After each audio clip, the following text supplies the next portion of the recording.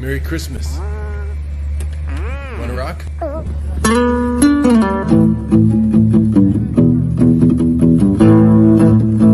Take it. Tuscan Raider.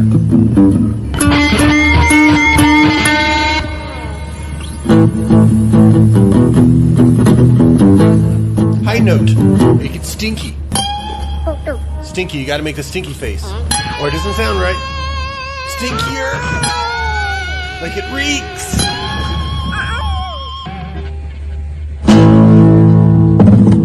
Good job. Let's practice that. Come on, y'all. Come on, y'all. Come on, y'all. It's like, yeah, but isn't this the unplugged version? I don't know. I think it's the unplugged version. All right, Paulie, let's go. All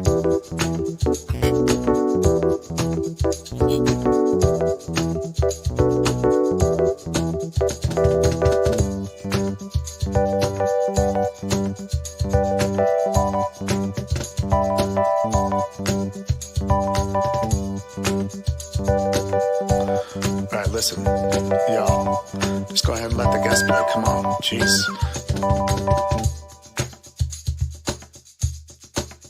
That's better. Gotta go.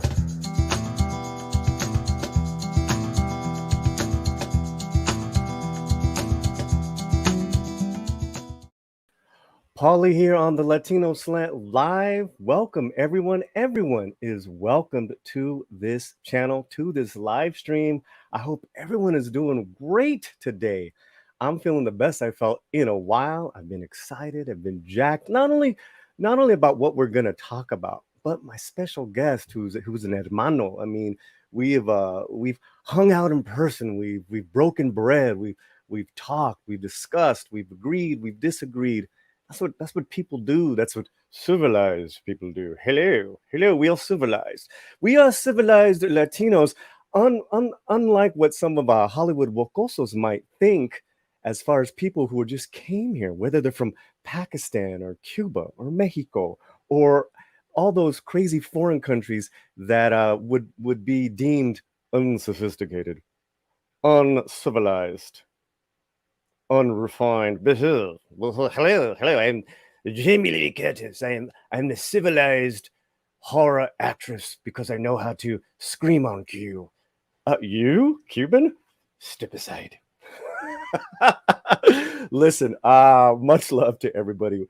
It is important that as I am documenting and celebrating achievements in the Latino culture, in all these cultures here in Hollywood, in our entertainment world, pop culture world that brings us together, that we can also just point stuff out, take a pause and say, hey, that's not right. And this week has been a dandy for Latino stereotypes, especially if you love a breakfast taco,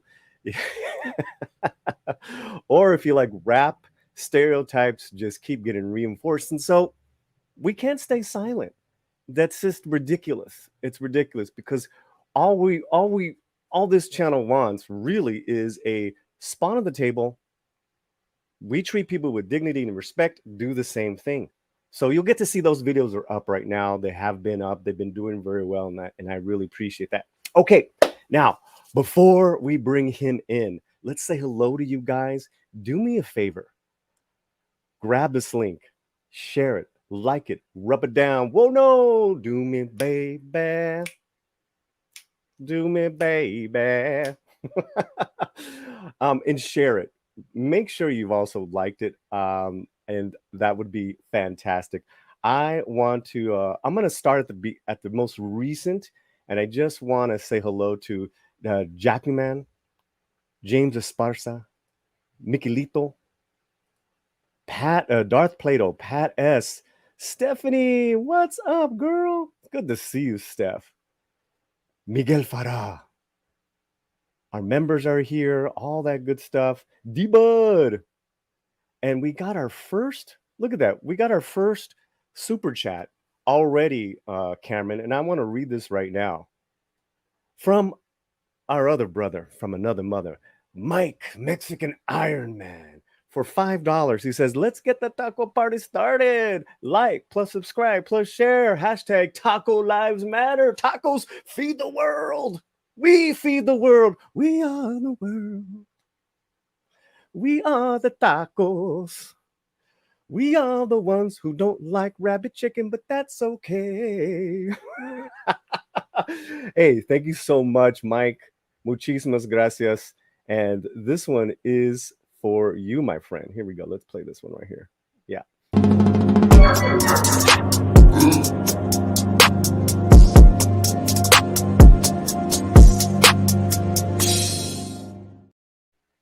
All right, everyone. Like I said in the chat, if you're a member of the channel and want to ask Cameron a question, put it in there. Ask Cameron, put that in there, then your question. If you're not a member of the channel, you can still ask questions. It'd be great if you could super chat that or PayPal the questions. Everything's opened up. I got my email open up for PayPal. I got all that good stuff. Okay, we have a great early crowd. I love this. Oh, you know what? Let me do one thing before I bring them in, which I never do. I never do this, guys. I never plug my own merchandise. So if you want to check out our merchandise, one of my favorite t-shirts I created, Defund the Thought Police. Right here. Boom. Defund it. Defund the Thought Police, man. The link is there. We have a Stream Elements merchandise page. We have a Teespring as well. All the links are in the video description. Okay. Wonderful. Here we go. Our special guest for this stream is a writer-producer in Hollywood. He is one of the creators of Sleeper Cell from Showtime. Now he's got a new show that's coming out, and he's been away because he's been working. He's a working professional. And we have him here, just me, you guys, and Kamran Pasha. Hey. Hola, hermano and hermanos and hermanas in the chat, hermanex, whatever you guys are good with, I'm flowing with it. Hey, whatever floats there, it floats your boat. How are you, my brother? Assalamu alaikum. Wa alaikum salam, and I'm honored and delighted to be back. No, I'm well. I mean, I've been busy. Had a bit of a health scare a couple of months ago that knocked me off the board as well. But yeah, I've just been working, and hopefully I'll be able to talk about what I'm working on in the near future. You know what it is, and your lovely significant other Romy knows what it is. Yeah. But hopefully we'll be able to share it with the community soon. But there's a lot of good stuff back on television nowadays, and that's what I'm excited to come talk to you about. Yeah. So, before we jump into it, I want to know, have people in the chat seen Miss Marvel? Have you guys seen this show? All 6 episodes are out now. Season 1 is done. It's in the books, and we can talk about it from beginning to end. We are going to talk about it from beginning to end. I just want to know, has anyone seen the show? Because let's talk a little bit of news, and then let's jump into breaking down the show. Is that okay with you, Cameron? Perfect. So the news I'm seeing is, one, the ratings weren't great for the show compared to Moon Knight, which I stopped watching. I did not like that show. Compared to Hawkeye, which I found even like it really bottomed out for me. The finale was just I just didn't like it. And so yeah, do you have any thoughts about that right now?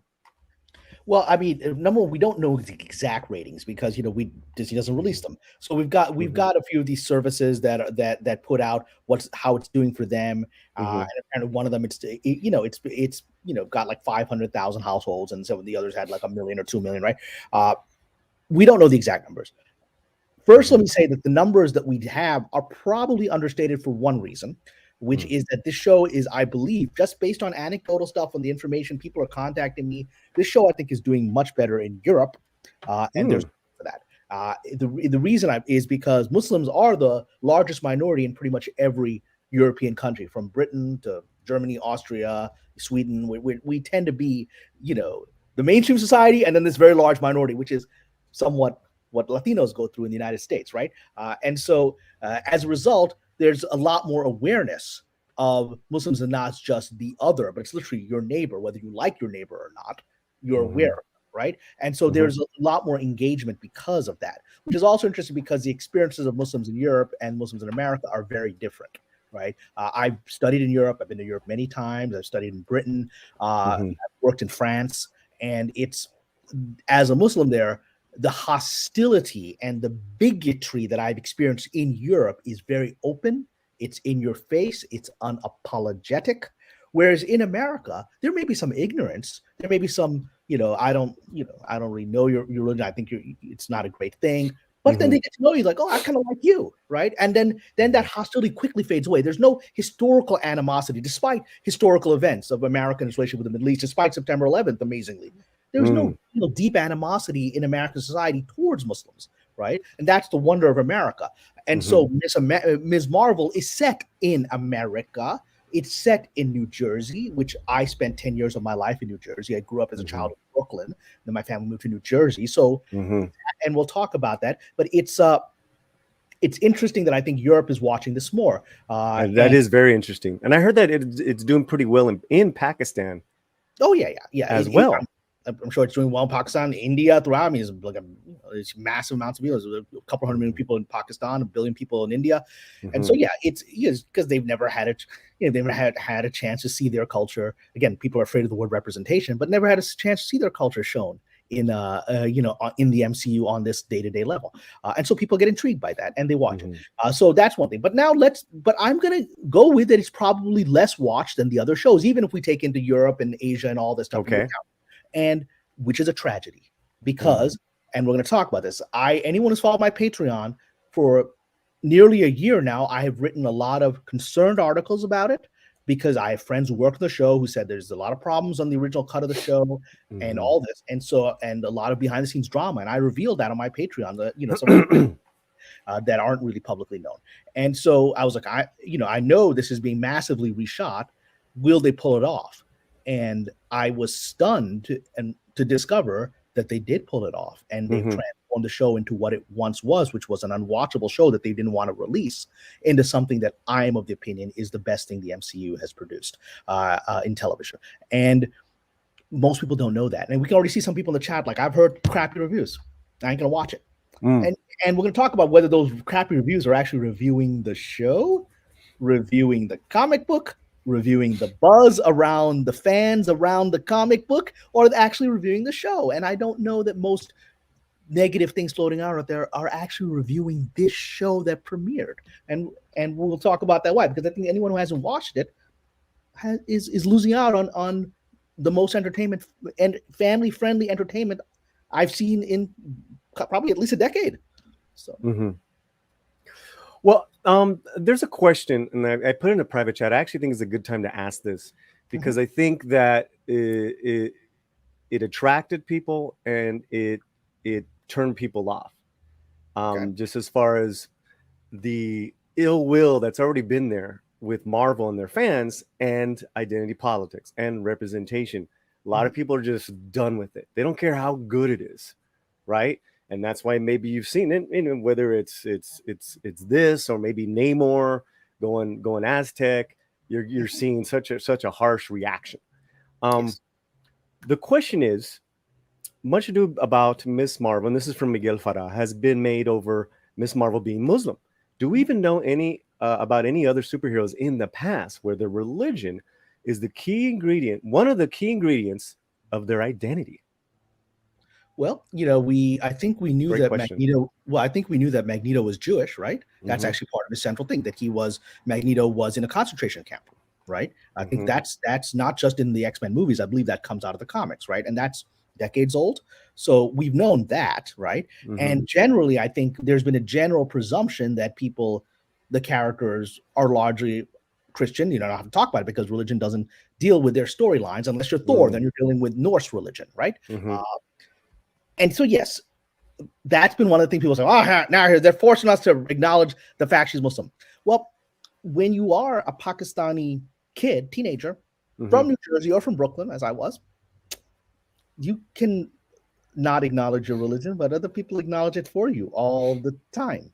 I mean, you can't escape it. When I was a kid in Brooklyn, the Iranian hostage crisis happened. The Iranian revolution happened. They took several hundred American employees of the embassy hostage for over a year.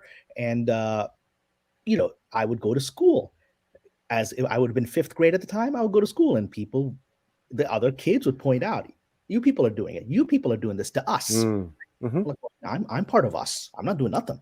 I don't want no hostages, whatever. But you're 9 years old, but you get, so my life is, you can't escape it, right? I came to Hollywood to like make horror movies and action movies and whatever. First thing that happens 3 months after or 6 months after I arrive is September 11th. I can't, and suddenly, people are like, oh, they don't, you're a Muslim guy. I don't know if anyone wants to meet you in the industry right now. And I actually had that conversation with my agent, right? Sure. Can't escape it. And so Ms. Marvel, if you were ever to do a character that happened to be Kamala Khan, who is a Pakistani American girl in Jersey City, she ain't particularly religious on this show. Again, I'm not speaking of the comic. I haven't read the comic. I'm just talking about the show. She's like most Muslims, which is, I'm Muslim. It's part of my culture. It's part of my family. It's like most Christians. I'm Christian. I'm most Jews. I'm Jewish. Very few of us are deeply, deeply intense about our faith. We just live it, right? It's part of who we are. That's who she is. She can't escape it. You can't, and so that's part of the thing. And when people become uncomfortable, like some of the early reviews of the trailers, because I think a lot of the negative, I started the trailer was pandering. Right. The reviews were, I saw some of these reviews on YouTube of the trailer. They're like, look at it's pandering. They show her praying at the mosque. I'm like, yeah, so what? Why are you commenting on that? Oh, she's dancing to the Pakistani music. I was like, yeah, how's that pandering? People don't dance to music in their house, and Pakistani dance is different from salsa. It's a different kind of dance, and so what's the commentary on it? People are like, the truth is, I just don't want to see this stuff. I don't want to see this culture. I was like, oh, let's get down to the truth of it, right? So you've experienced that. You saw that in chat, or you saw that with other YouTubers, or I saw that in chat. I saw that in a YouTube reaction. I saw the people saying stuff like that, and I was like, it's and the reactions. I mean, I posted several positive reviews, episode by episode, on Facebook and on Instagram, and somebody on Facebook reposted it to, let's just say, one of the popular fan. I won't say which one it was. One of the popular fan YouTube discussion sites on Facebook. Okay. And I was pretty horrified when I went to check out the reactions. People were one of my favorite ones was people calling me a cuck. And I was like, and I actually went and engaged that person. I said, hey, so I'm a cuck. Have you seen the show? I'm never gonna watch this show. You cuck. Okay. I mean, where's this coming from, right? I ain't gonna watch this show, but I'm gonna call you a cuck. I mean, what's this based on, right? And my experience is when people start using the word cuck, we discover their adult entertainment interest, what they actually watch, the kind of stuff they like to watch. So, but whatever. But so that really shocked me because I was like, there's no commentary about the show going on here. Right. What's this commentary about? Yeah, no, I really appreciate your honesty. I get it. Coming from the the culture that I come from, to say that doesn't exist or that's not around, I would be a liar. I don't think it's rampant like it used to be as far as ignorance and racism, but it's still there. But I don't, whatever my opinion is going to be my opinion. People are going to, whether they're low base or can have a good conversation. That's just the way it is, right? But thank you, Cameron. So there were some answers as far as other superheroes and their religions. I think it's pretty interesting. Daredevil, Catholic, and his Catholicism. I remember that now. Nightcrawler was a monk. Obviously, Kitty Pryde, and who was the other one? Did you say that Kitty Pryde as far I didn't. I said Magneto. Magneto. Yes. So those are good. And all those. I love those characters. And they add, and the authenticity adds to that character. Magneto works better because he was someone that experienced prejudice to the point he was ripped away from his family in a concentration camp, so that when he's even now more distinct, not just from being Jewish, but from having superpowers and a mutant, he's going to have a reaction to that. It's like, how do I now protect people like me when I couldn't do it as a kid? I want to thank all the people that are here. I want to thank everyone's comments. I want you to feel free to comment. What I ask is keep it civil and keep it moving. That's all I ask, right? And we have great mods, and I leave it to their better judgment. But I do want lively conversation here. So muchísimas gracias, gente, and good to see everybody. So yeah, I think because I want to start celebrating the show because I want to start talking about it. But Yeah, I please. do. It's just listen. The bad will with Marvel and its fans is there to where even that big harsh reaction to Namor being Aztec, I saw it. Now what I'm seeing from Mexico, some people in Mexico telling me, hey, it's actually getting a decent reception here. Okay. I'm like, interesting. So until we always say until we see the product. I never read a Miss Marvel comic book, to be fair, or Captain Marvel. Yeah, neither did I. I've seen Right. I've seen some individual frames of it that people, hey, you gotta check this out, I can check that out, right? But I've never read the comic. Partly because I was like, I'm not so sure. I initially heard, I was like, this comic went from the family values that it started off into a very politicized direction. And I was like, hey, they're gonna use us for this. And then the show corrects from that. Yeah. 42 people live in the chat. Wow. Wow. 37 likes. Let's get those likes up. Trust me, they help with the algorithm. Let's get more people here. We're with the great KAMRAN PASHA, writer, producer, and man, you are now a veteran of Hollywood. And you're 21 years of it now. Most of my friends dropped out in the first 2 years. They couldn't. It's hard to survive this town. I know you and lovely Romy know it. Yeah. Oh yeah. Yeah. You gotta be a warrior, man. People don't know what a thick skin, a thick armor that you have to have just to maneuver in this business. So let's get to Miss Marvel. Let's jump in. Let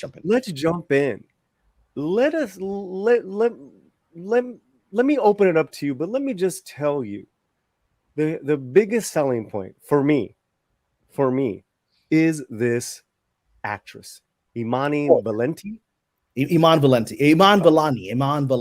I'm sorry, Iman Vellani. Oh my God.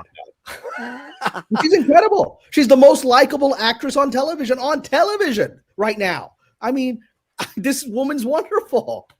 Yeah. I mean, really, really impressed with her acting, with her. This is her first gig. Is that right? She's 19 years old. She had no career before this. This is her first job, and she is so likable, so enjoyable, and so real. And the range of emotions she shows over the course of this show, especially in the finale. Yeah. So what I got was a very nuanced, versatile performance. Yes. And then as this show goes on, especially in the first one, she's just guys, in the first episode, she's a mess. She's a dreamer. She's got her head up her butt. Everyone's telling her, her mom, her counselor, she's absolutely charming, but she's just so far up it that her reality and her are just clashing at every turn. I mean, what did you think of this? What did you think of this first of the pilot? Well, called Generation Y. I watched it with trepidation because I had heard of all the problems in the original shoot of this, right? I watched it with great trepidation because I was like, please don't let this suck. Please don't let this suck, because it's gonna injure my community, right? It's gonna add. And I said, you know what? I brought my mom to see it. I said, let me get my mom's reaction. So we watched it together. We would then watch every single episode together, except last night because she's traveling. But it's the first thing I've watched with my mom since I was a kid, right?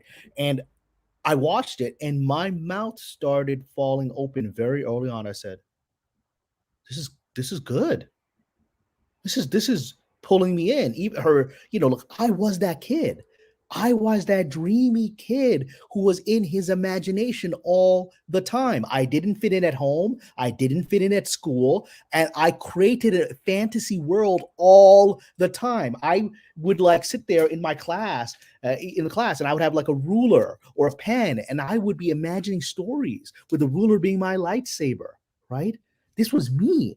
What a shock. I'm now a screenwriter, right? And now a filmmaker. It's what I do professionally. It's because I was like this. So I was like emotionally invested. I was like, that was me. And the comments I started getting from a lot of people, especially on my Patreon, were like, that's kind of me too. They're not Pakistani. They're like, that's kind of me too. I was that dreamy kid that didn't fit in. So that was an incredible way to start the show.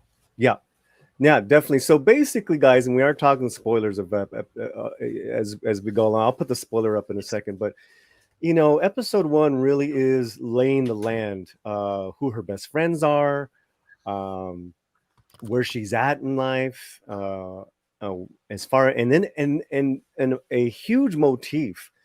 You talk about people wanting great family values, great principles, great lessons.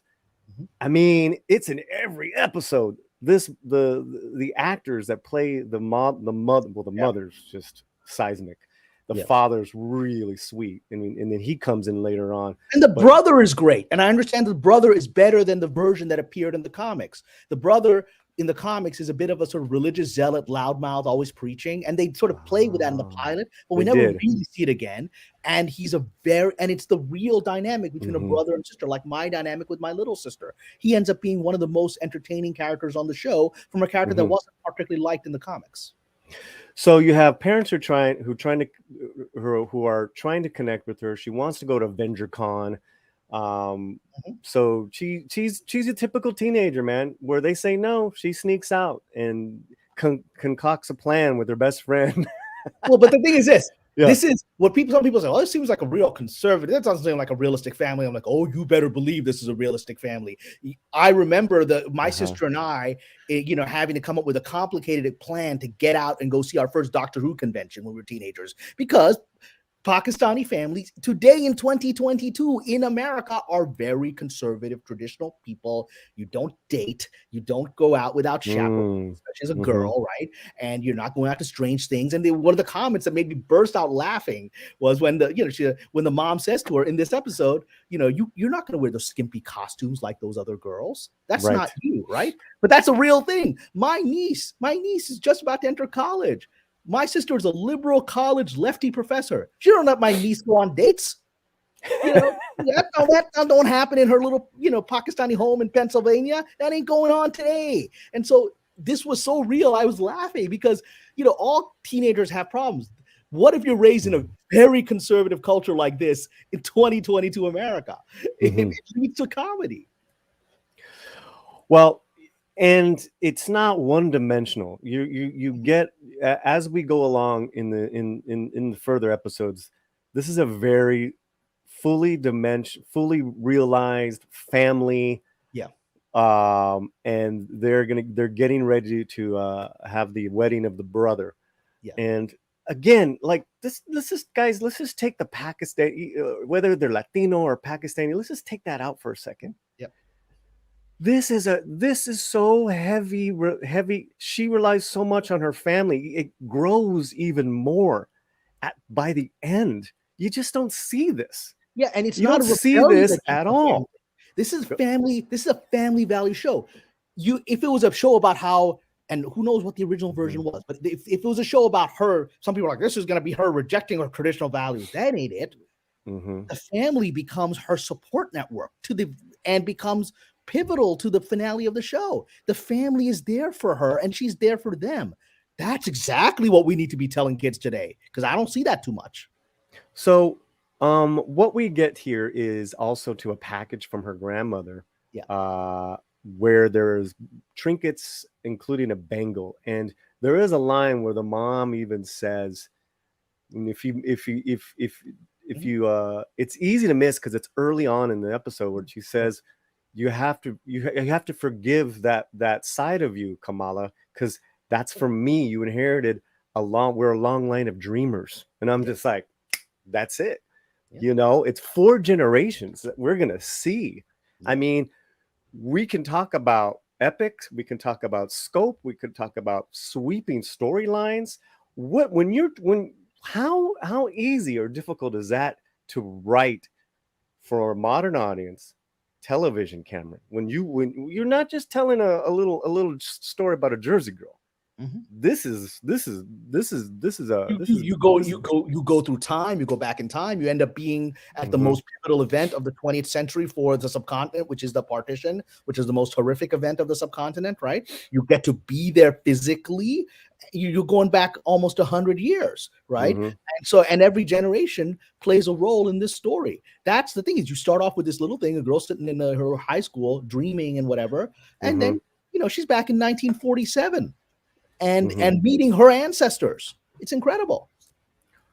So the highlight here is that she dresses up, she has dreams of winning the Captain Marvel costume thing here, and she puts the bangle on, and lo and behold, powers come out of there, to where she almost ruins and gets some people killed, but she actually saves a girl's life who is the mean girl.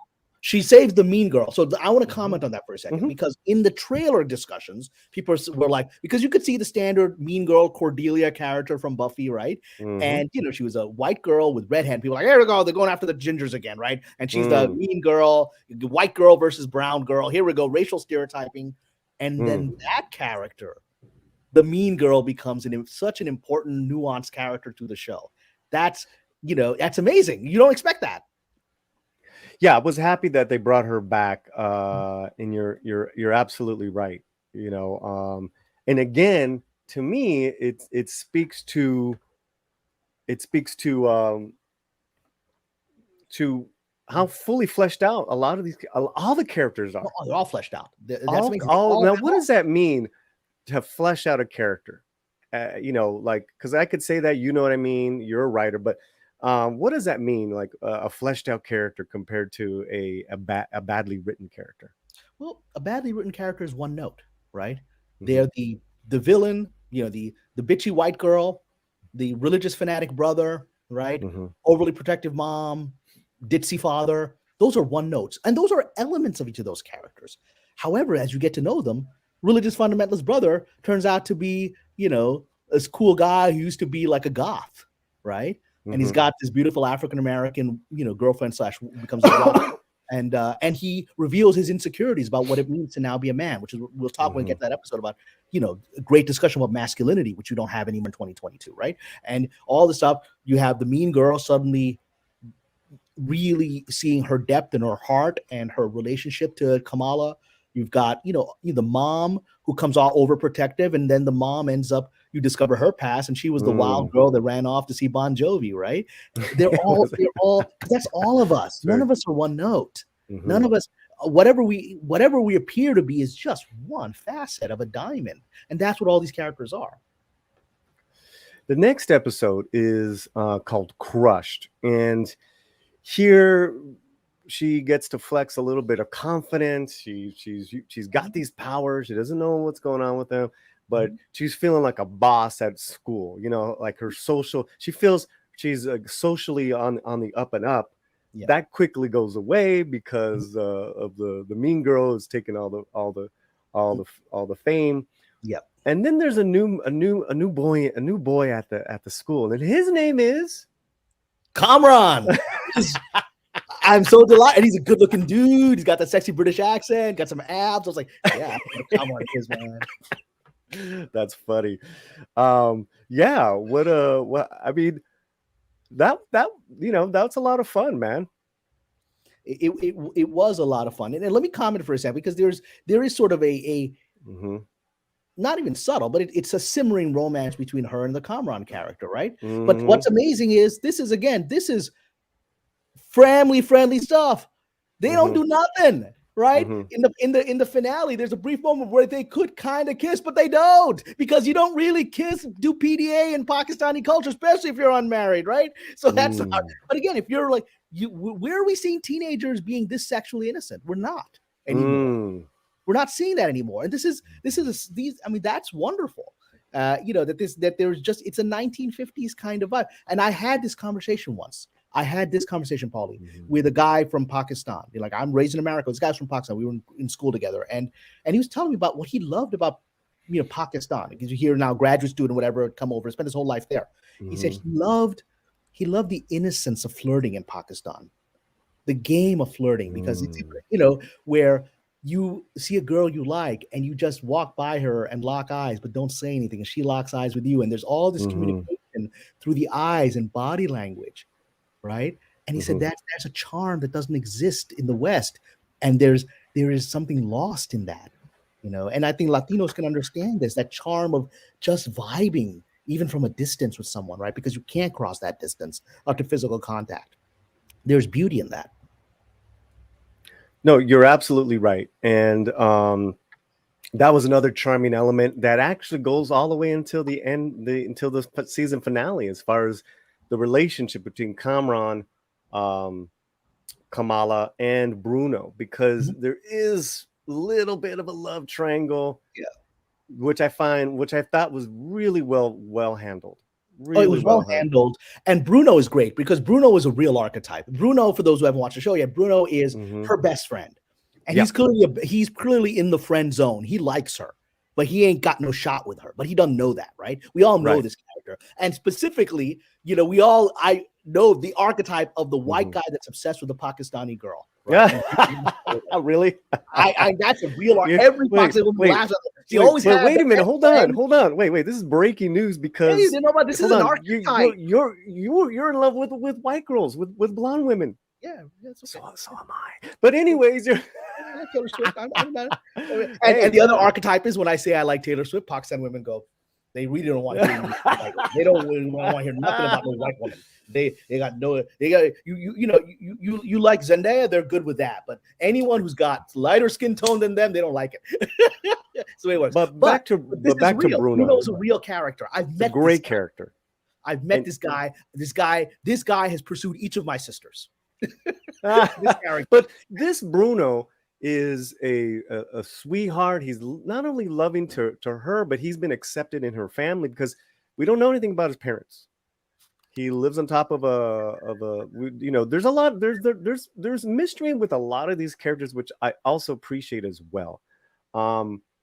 We know that he's very much loyal and dedicated to Kamala and her family. I think the way they have shown that surrogate love, that's definitely in the Latino culture. No, and it's there. And, and it's there. And there's that wonderful scene, which is pretty much, I saw everyone, my Filipino friends on Patreon, everyone was saying things like that scene where he comes to visit her house and can't leave her house without 20 boxes of food from the mom, right? That was cute. Please take more. I mean, everyone knows that experience, right? But but Bruno's, I mean, there's the thing they'll do in episode 2, which is great, is there's the Eid festival, which we just actually, that festival was just this past weekend that they show, right? Which is there's 2 major holidays in Islam. They're called Eids, which is the holiday, and the Eid al-Adha, which was what they showed, is the second holiday, and that was this past weekend. It's the Feast of Abraham, right? Where you sacrifice an animal, give the meat to the poor in honor of Abraham sacrificing a ram instead of his son, right? And so and here they showed like this kind of modern festivity that you have in Brooklyn and New Jersey in the Muslim community. Everyone gets together in the park, and the funniest moments in that were her best friend Nakia, who is an interesting character we'll get to, is all pointing out all the different Muslim cliques, right? Right. All the different Muslim cliques, and the funniest one is, of course, the Illuminantes, right? The Illuminanantes, the ones just gossiping about everyone, and just she's never going to find a husband. She's never. I mean, did you see her? Right. I mean, I know the Illuminantes, and they are the most terrifying part of the community, right? But then they had all the white guys who had converted to Islam, the reverts, as they call themselves. The reverts. Every one of the cliques, right? And it was very funny because it was real. And again, I was totally ignorant, and I found it all very entertaining, very accessible, right?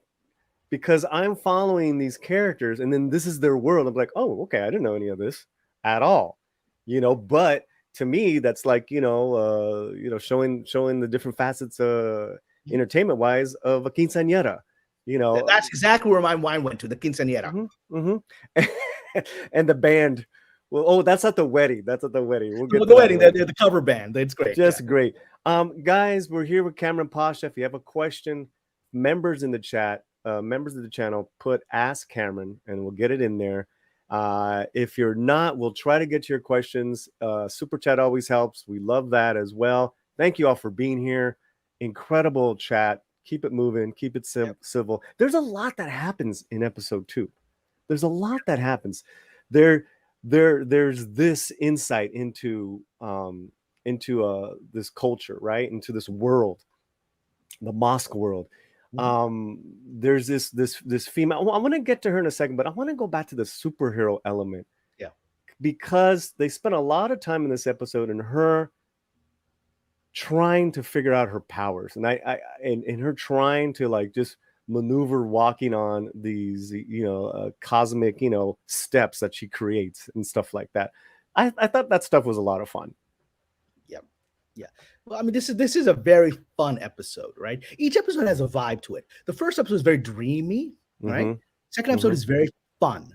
And it's very, it's one of my favorite moments is this moment you're showing here where she's learning to use her powers, and there's this thing she's gonna fall off the side of a building, and she's actually not. It's a very funny scene how they did it, right? It's very well done. Right? Yeah. It's all editing. But there's what was wonderful for me was showing something, because the word mosque can scare a lot of people, because people in America often think mosques we're all sitting around planning to blow up the world, right?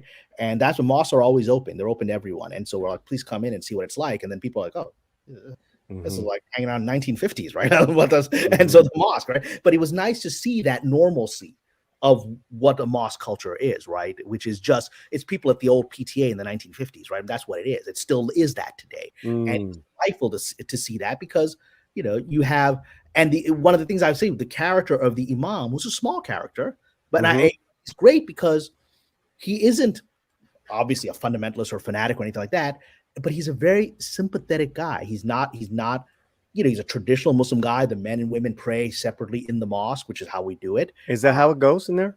Yeah. Okay. Pretty much all mosques, except for like some extremely progressive ones where like, oh, they should pray, because there's a very simple thing. People are like, oh, it sounds sexist, right? But women will say, hey, look, the nature of if anyone's seen Islamic prayer, it's about kneeling, bowing, these are all very specific prostrations that you do in the prayer. And, most women don't want a guy standing behind them, checking out their ass while they bow down, their breasts are hanging down. I mean, so there's a separation for a reason, because it's a very physically revealing movement for women, especially. And the idea is you actually want one place where you're not horny all the time, right? My friends have invited me. I have a friend of mine who's very, very devout Christian, invited me to his church in Seattle, went to it. I was like, there's some hot chicks here. Everyone's dressed up to this was an evangelical church, and everyone's dressed up in tank tops. So sexy. Right. It was like everyone's trying to meet their boyfriend, girlfriend there. I was like, I'm kind of turned on at this church, right? I don't have to worry about that at the mosque, right? And they showed that there, and there was a normalcy to it, right? There was nothing political about it, right? The big arguments they're having, and the character Nakia, she wants to run for the mosque board because she feels that the women's section is not as well maintained. That's a practical thing that women complain about. So yeah, we have two separate sections for men and women. One of the mosques here in Los Angeles, Islamic Center, Southern California, they handle that issue by giving the better section to the women, and they let the women come in through the front door. And interesting. Okay, so that's how they handle it. But these are day-to-day concerns in the community. They're not sitting around like she's not like, you're forcing us to pray separately, and I got to wear this thing on my head. Whatever. That's not the concern. The concern is practical. Let me ask you this. Yeah. Did you feel at all, whether it was in this episode or any episodes after the fact, that it was a kind of like feminist turn off agenda with Nakia, with that character, or do you think it was organic to the story? Well, again, I don't know how the character was portrayed in the comics. I'm not talking about the comic. Yeah. So guys, we're not talking about the comic. We're not talking about this thing that we're talking watching. about the television show. Yeah, and so, and I don't know how she was portrayed in the early cut that was the Bob Chapek threw out and said, "Scoot this over." Right? I don't know what she was. You can definitely see that there are elements that if they had wanted to in the earlier cut, which probably they did, have her be this loudmouth, I am Muslim woman, hear me roar, because you can see nowadays the hijab has become this bizarre, symbol for leftist women's politics. I'm like, what? It's like a nun's habit being a symbol for like progressivism. Interesting. But that's what it's been used for since I think the Obama days. Like my neighbor has a picture of resist Trump with a woman in a headscarf. I'm like, what? Okay. So, but what Nakia is in the show that we've seen, there's actually a great conversation she has because she's wearing this hijab headscarf and Kamala isn't. My mothers and sisters don't wear it, right?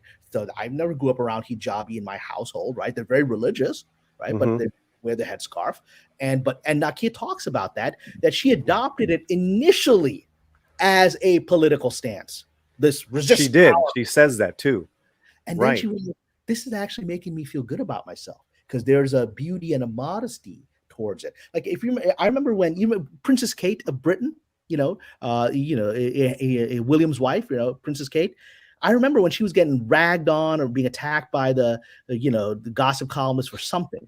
And so suddenly all the British media, in order to lift her image up, the Sun and all of them started showing Princess Kate from pictures of her when she went to visit a mosque in Pakistan, and she wore a beautiful white headscarf. And she looked very angelic, like the Virgin Mary, which is a very iconic thing for Latinos as well, right? Maria. And then they would portray her with the scarf as this angelic person to raise her PR because there's a vibe to that, the Mary vibe of being covered. And the character talks about now she owns it differently than when she began. Right. Which is true, which is a real thing. Going back to fleshed out characters, right? I really, on an entertainment level, I liked Nakia as we went along, and the way I related to her storyline, right, was my chicanismo, in that I'm not brown enough, I'm not down enough, and then on that other tip, I don't know enough Spanish. It's like you're damned if you do, damned if you don't. That is so American. That's just an American experience, and I really liked it. It was done very well. I never felt that this was a split over my head, and I'm like, yeah, well, I get it. And then especially if you're trying to connect to your faith, your family's religion. Again, the things that we complain about, and we don't see in our entertainment, as far as we want family stories, we want faith. It's all here. It's all here, guys. It's all now whether it's not your faith, you don't get, you can decide whether you want to watch it or not. But this is the story, and I was like, wow, this is for me. I was very entertained by it. Well, and I had people on my Patreon who are of Italian origin, Greek origin, said this reminds me of my grandfather's life in his village, right? This is real, right? And and they appreciated it. I can appreciate, like, I watched the Last Temptation of Christ, which is a controversial film. And it's a very different story of Jesus than one it is in Islam. Islam is very central to Jesus, but it's a different story. But I totally got why it was so powerful to many Christians, right? Same with The Passion of the Christ, which is another controversial film by Mel Gibson. I got it, right? You can appreciate somebody else's religion because you can take the emotional energy of it and relate it to your own experience. So the end of episode 2, she gets to use her power. This is like the first time publicly, from that Avenger Con, where she comes and saves a kid, and she's kind of overwhelmed by it, and she does help save the kid. What did you think of that about this scene? Well, I mean, it's a great, because it is a very much that Peter Parker moment, right? Which is that thing where she's got to actually use her power and what's great about it is that she doesn't know what she's doing. That's real. She doesn't know what she's doing, right? She doesn't know how this stuff exactly works, what the limits of it are. So it's actually very scary, because there's a kid hanging down from the minaret of the mosque who's fallen out, who's taking a selfie, right? And he's going to fall to his death. It's like 50 feet down, right? And she climbs up to the roof, and it's still like 50 feet away from the minaret. So how's she going to get there? And she has to use her powers to essentially walk the sky to get there. And she doesn't know if it's going to work. And she's scared crapless, and we're scared for her, because she doesn't know she's going to fall to her death too. She doesn't know how this thing works and what the limits are. And, and she bumbles it. And they even bring back, again, the great thing about the show is they bring everything back. Like in the finale, that little kid comes back and says, "Thank you for saving me, but you broke my arm." Right, broke my leg or broke my arm. Yeah. Whatever it is, she saved me. Yeah. I wish she hadn't broken it because she bumbles the save, but she saves his life, but he gets injured, right? She doesn't know what she's doing. And that's a real superhero thing. That's real, man. She's figuring it out. So she escapes these drones, but we introduce the DODC, and then also to Cameron and his mom come and save her the last minute, and she meets this mother who's a fantastic actress. I feel is one of the main villains of this. She's a very well-known actress from the subcontinent, and she's really good. To me, she's the villain, and even though she did the right thing, she also did a lot of bad things, and it's a good villain. It's a good villain. She has a reason for what she's doing. She wants to go home. It's a reason we all get. As the show's all about home, right? She just wants to go home. So, I wanted to back up a little bit, only because her story is connected to with Kamala's family. It's mentioned as far as the great grandmother and the story of the partition and the Civil War. What if you could just really quickly give us a brief history on that? Very quickly. That would be great. So the partition was a historical event in 1947 where the Indian subcontinent, which had been united under the Mughal Empire, which was then the British then took that over, the British colonialists, for about 200 years. And then at the end of the process of decolonization, they had, for a lot of complex reasons, the British had pit Hindus and Muslims against each other. Muslims had been a minority and they're still a minority of the subcontinent, about 10% of the population, but they had ruled it. The Mughals were Muslims. They ruled the empire they ruled the subcontinent for 1,000 years, right? And so Muslims had been the dominant political figures while being the minority. And so the British, in order to rule, had set these two communities against each other. Hindus and Muslims got along. My father was both my parents were from India, came over during partition, right? And so they had been raised side to side with Hindus for generations and had no problems with each other. They were just neighbors. But the British had turned people against each other as part of the colonial effort. Same thing they did in Palestine. Jews and Arabs had lived together. And then the British were like, we get these guys to fight each other. They're not fighting us, right? And so by the end of that process, when the British left, the subcontinent was divided into modern Pakistan, which is now divided between Pakistan and Bangladesh, and India, right? And in the anger that had developed between the communities by that time led to this horrific communal violence where people basically said, Muslims said, I'm going to flee to Pakistan because I feel scared. And Hindus in Pakistan, a lot of them said, I'm going to flee to India because I feel scared here. And so in the process, you had literally millions of people crossing the border and mass rioting and communal violence. So in a period of a few days after the British left, literally within a week, about 2 million people were killed. It was like Rwanda. I mean, Rwanda was like that. Rwanda took longer. This was literally like 3 days later, 2 million people are dead.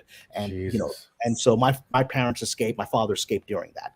And so as someone, our wonderful friend described it to me as a Pakistani friend had said to her. It's a wonderful description.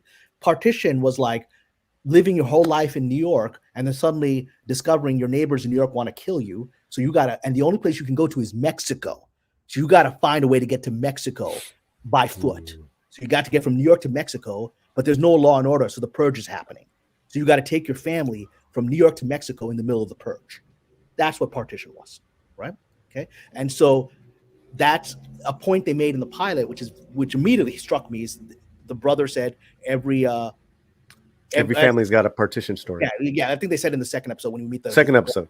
Yeah, every Pakistani family's got a partition story. Mine does too. I posted mine, which was very painful. My father fled, and he was in his childhood.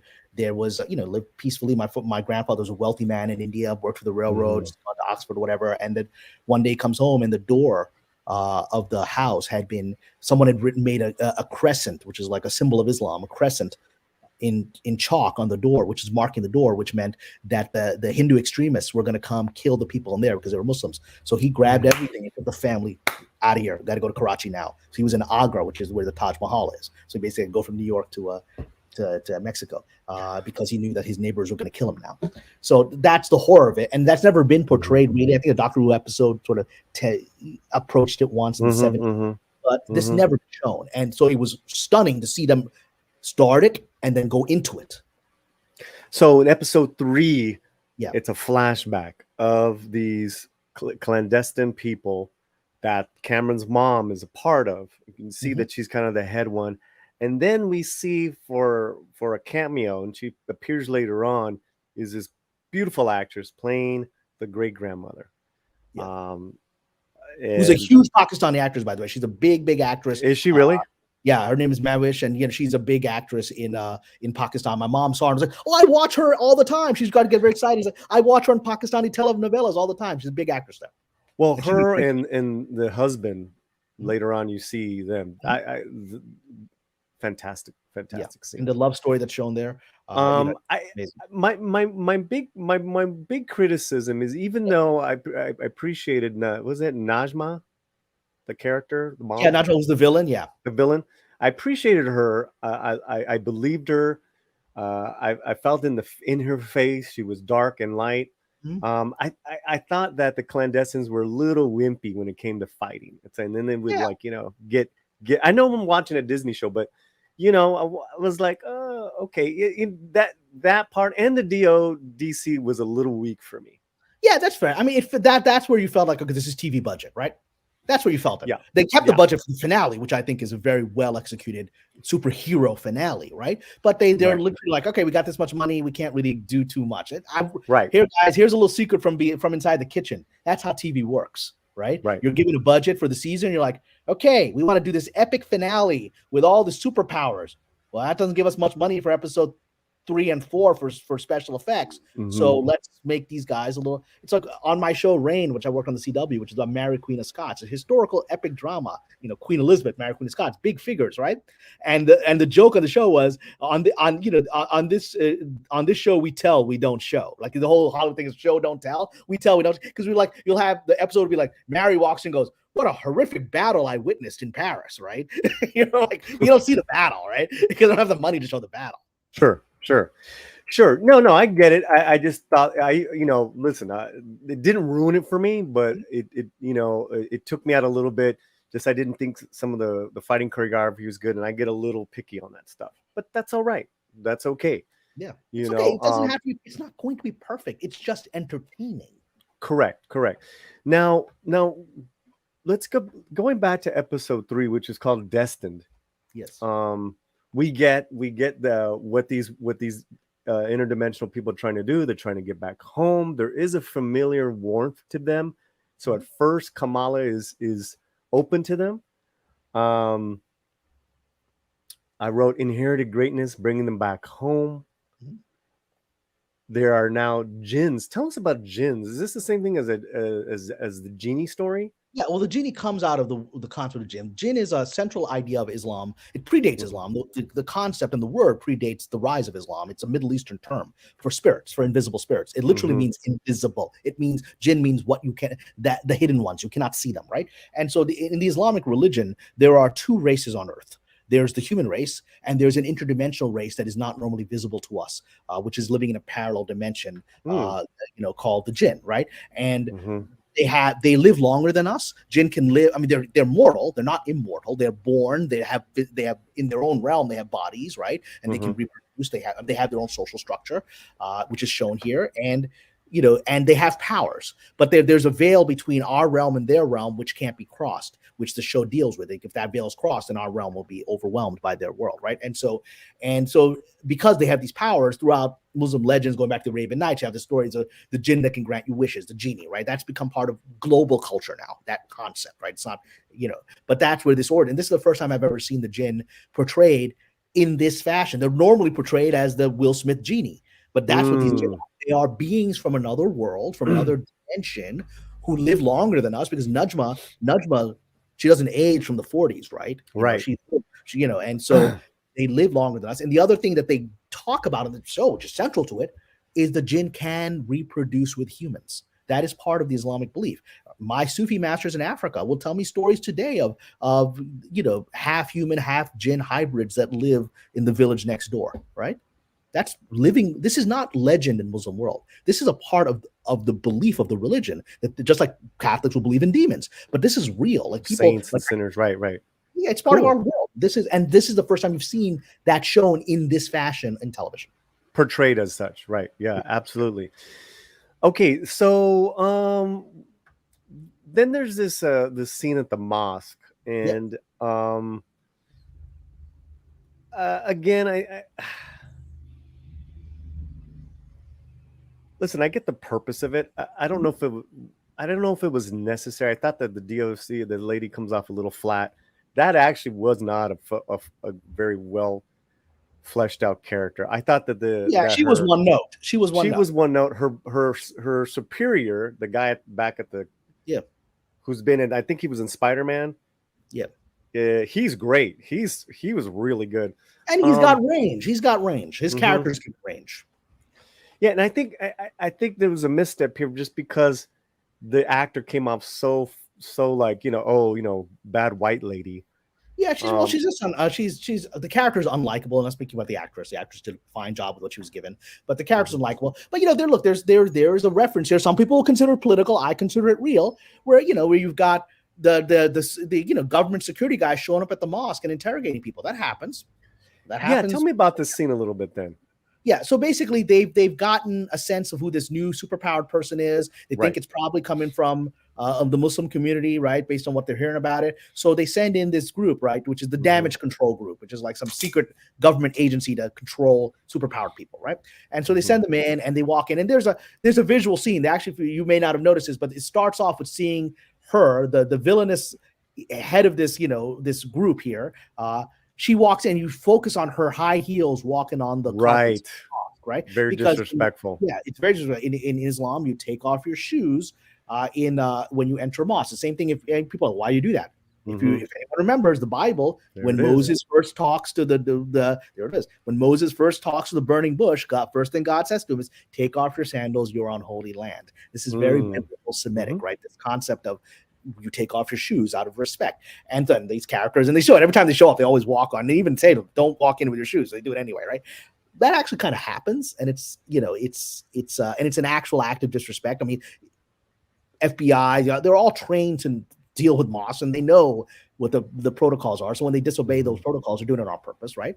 But yeah, and that's the purpose here, which is to show that they're kind of intimidating this mosque. But again, the imam is shown as being very dignified and handling it with class, and people will be like, it could have been better acted, sure. But it definitely is a real experience that we Muslims have. You are. I mean, there's a joke in the show, which is they even say in the finale, which is not a joke. It's the truth. Is that every mosque has like an FBI dude who's pretending to be a Muslim guy. Everyone's got a mosque there, and they just end up just wasting their time because it's just like it's these boring people who are having potluck lunches, right? But every mosque is under surveillance. It's just the way it is, right? And so, it's something that makes you sad, because you know that as a member of the community. Right, because this ain't where the bad guys are getting together. They ain't getting together. They're meeting in strip clubs, right? They're meeting in porn stores. They ain't getting together at the mosque. But that's what it is. I do want to. I didn't mean to skip the episode episode 2.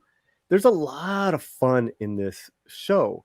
Yeah, and when Kamala meets Kamran for the first time, she goes home and she goes into this dance of the Ronettes, and I thought it was just delightful, man. It was really reminding me of like an 80s movie or something, Well, exactly. I mean, in some ways, it's one of those Elvis movies where you just break out and dance, right? And so it's like that. But that's the thing. Again, she didn't go to a Hindi film. She went to this thing because she's American, right? She's American. Her fantasy goes there. And again, some people, when they saw the trailer, were like, look, here we go, because they see this Kamran guy getting out of the pool with his like abs showing, whatever, and then the girls are all kind of drooling and like, look, there's the female gaze, there's Marvel doing the female gaze. It's like, but that's the joke, is that in a culture where men and women are very heavily covered and not a lot. Did we miss Cameron? Cameron freeze on us?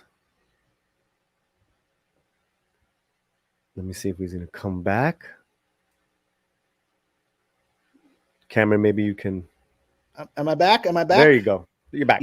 Yeah. I mean, yeah. So I don't know how far I got into it, but I was just saying that scene, the commentators on a lot of people on YouTube were commenting on the trailer where you see him, Kamran come out of the pool looking all sexy with his abs and wet, and the girls are all drooling. Like, look, here's the female gaze. I'm like, that's the real gaze, because in a very sexually conservative culture like this, where men and women are not interacting even romantically, right? To see like, a handsome Pakistani dude showing off his body, that makes girls drool. I was watching the movie Elvis for the third time. I love that movie. I saw it last night for the third time. And oh, really? I got to see it. Oh, I think it's the best movie I've seen this year. It's incredible. Oh, really?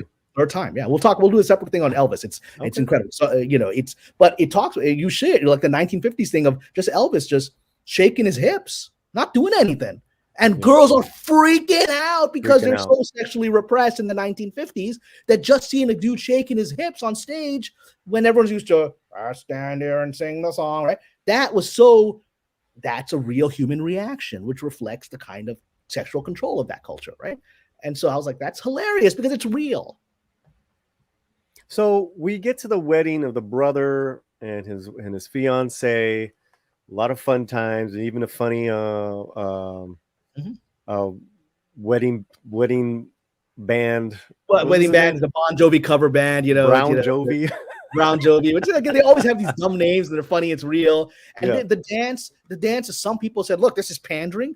My sister is actually is a trained dancer who dances wonderfully at weddings all the time. This felt so real. And you got the religious fundamentalist brother now dancing, right? He's shown having more depth. And he's not just conservative dude. I don't understand. I mean, speaking from a Latino household, when the weddings or quinceañeras or barbecues, all we do is dance. and we know how to dance. We got whether it's salsa, merengue, we know all of them. I mean, this to me was joyous. I mean, it was fun. And then the clandestines come. Kamran tries to warn her, and they have a showdown here because basically they want to go home, and the mom doesn't want to wait. They've been nice, hey, help us out. Let me think about it. And she's like, no, we're gonna. Yeah, because the thing is, Kamala's bracelet, which gives her the power to you do the things she's doing, is actually a gateway to help them return to their world if they can figure out how to unlock it. And she's finally cornered, and there is a reaction with the bangle. She hits it, and we see the train from Karachi, which I thought was really cool. Now, let me explain the archetype of the train, because most people fled between India and Pakistan on trains or on foot, right? And, especially if you're trying to get from New York to Mexico, the train was the best option in 1947, right? Planes weren't really happening. And so the trains were also horrific because the trains were where most of the massacres took place. Really? So the fanatics would board the trains and kill everyone in the compartments. And so you would have trains pulling into Karachi that had left Delhi, and they arrived. The only one left alive was the engineer, who had no choice but just bring the train there, and the train would be filled with dead bodies when it arrived, right? That's why it's such an archetypal image. I want to give some, really quick, guys, and everyone's been so amazing in the chat. There is I don't know if it's a gentleman, Maniac from Pakistan who's with us. Is he from Pakistan? He said he's from Pakistan. You've been giving some great comments. Thank you so much for being here. Make sure you're subscribed to Kamran, follow him, and in the slant as well. But thank you for being here, and thanks to everyone. Sander Hammerslag is here, and Miguel Farah, Zax, Das Wolfen, Monkey Jeebus. We have an incredible chat today. Thank you so much. There we go, Pat S. Thank you, Pat S. There's Cameron's Patreon. Anything that has to do with the train. I think of the, and I thought this was great. And when they go, the flashbacks are really sweeping, real beautiful. I think of the Mexican Revolution, and I think of how Pancho Villa and these guys moved their armies. Mm-hmm. Mm-hmm. And it wasn't just horses. It was on these old school trains, and they had movable medical trains. They had the ammunitions, they had everything. The symbolism is really heavy, man. It's really heavy, because from what you're telling me, it's freedom, but also too the greatest horrors also happened, and that actually happened as well in the Mexican Revolution. So fantastic stuff, guys. This is beautiful. I actually thought this was great, really wonderfully done. This is towards the end of episode 3. Yeah. And then we get to see what I like in each episode is they drop a really cool little cliffhanger for the next one. Yeah, that's very well crafted. This is a show that can be watched binged, because you're like, I want to see what happens next. That's what you ideally want to do. That's what. So in this one, she gets a call from her nana, from her grandmother, saying, I saw the train too. Yeah, the train as well. You guys need to come to Pakistan. Yeah. And and she hasn't been back in many years. Like myself, I was born in Pakistan. I came to America when I was 3 years old. I went back a couple of times when I was a kid to visit, and then I didn't go back to Pakistan for over a decade, until I was like, college time, right? And so like her, and then you come back and you see all your cousins you haven't seen in a decade, and the scene when they arrive is true Pakistani. First of all, the plane ride is hilarious, because I don't know, because because the mother and daughter are arguing with each other while there's some random stranger stuck between them and has to listen to them. That's very Pakistani. And then as the plane begins to descend towards Karachi, all the passengers get up and start taking their bags. They don't want to be stuck, so except they're taking their baggage out. And the poor stewardess is like, "Please sit down and put on your seatbelts." That's a standard thing. That's funny. Is everyone starts taking their baggage out at exactly the wrong moment when you're descending, right? And so, but when you get out there, they're just flooded with all this, flowers and embrace of all these people they haven't seen in forever. And, and you've got that sort of snobbery that comes from that they actually, have with the cousins from Pakistan. They kind of think they're more Pakistani than she is, right? They use the term, which is ABCD, which is a term which means American-born confused Desi. Desi means homelander. So it's used from the subcontinent. Any Indian, Pakistani, Bangladeshi, Sri Lankan, you're a Desi, right? And so American-born confused Desi. And they use that term, and she's like, I know what it means. And because we get this contempt, from our fellow Pakistanis who are like, well, we're real Pakistanis. You're not. I was like, and they show that here. The Pakistanis in Pakistan go out of their way to try to be more American. They're hanging out at the beach and playing Elvis songs on the guitar because they're so desperate to be in the cool culture that she's just born into. And because she's born into it, she doesn't feel the need to be in it. She's just Pakistani. And my experience in college, people call me that. I was like, but I'm more Pakistani than you. I don't know what you're talking about. You're trying to be American, trying to be English. I'm just trying to be me. Again, that is another thing that I really connected to. Just as far as, again, I go back to my Chicanismo we're called pochos by Mexicans. We're not Mexicans. You're not real Mexicans. You're pochos. We're not real Mexicans, and it's, I've gotten to a place where I'm great with who I am, which is an American kid who's Chicano. And, but you're right.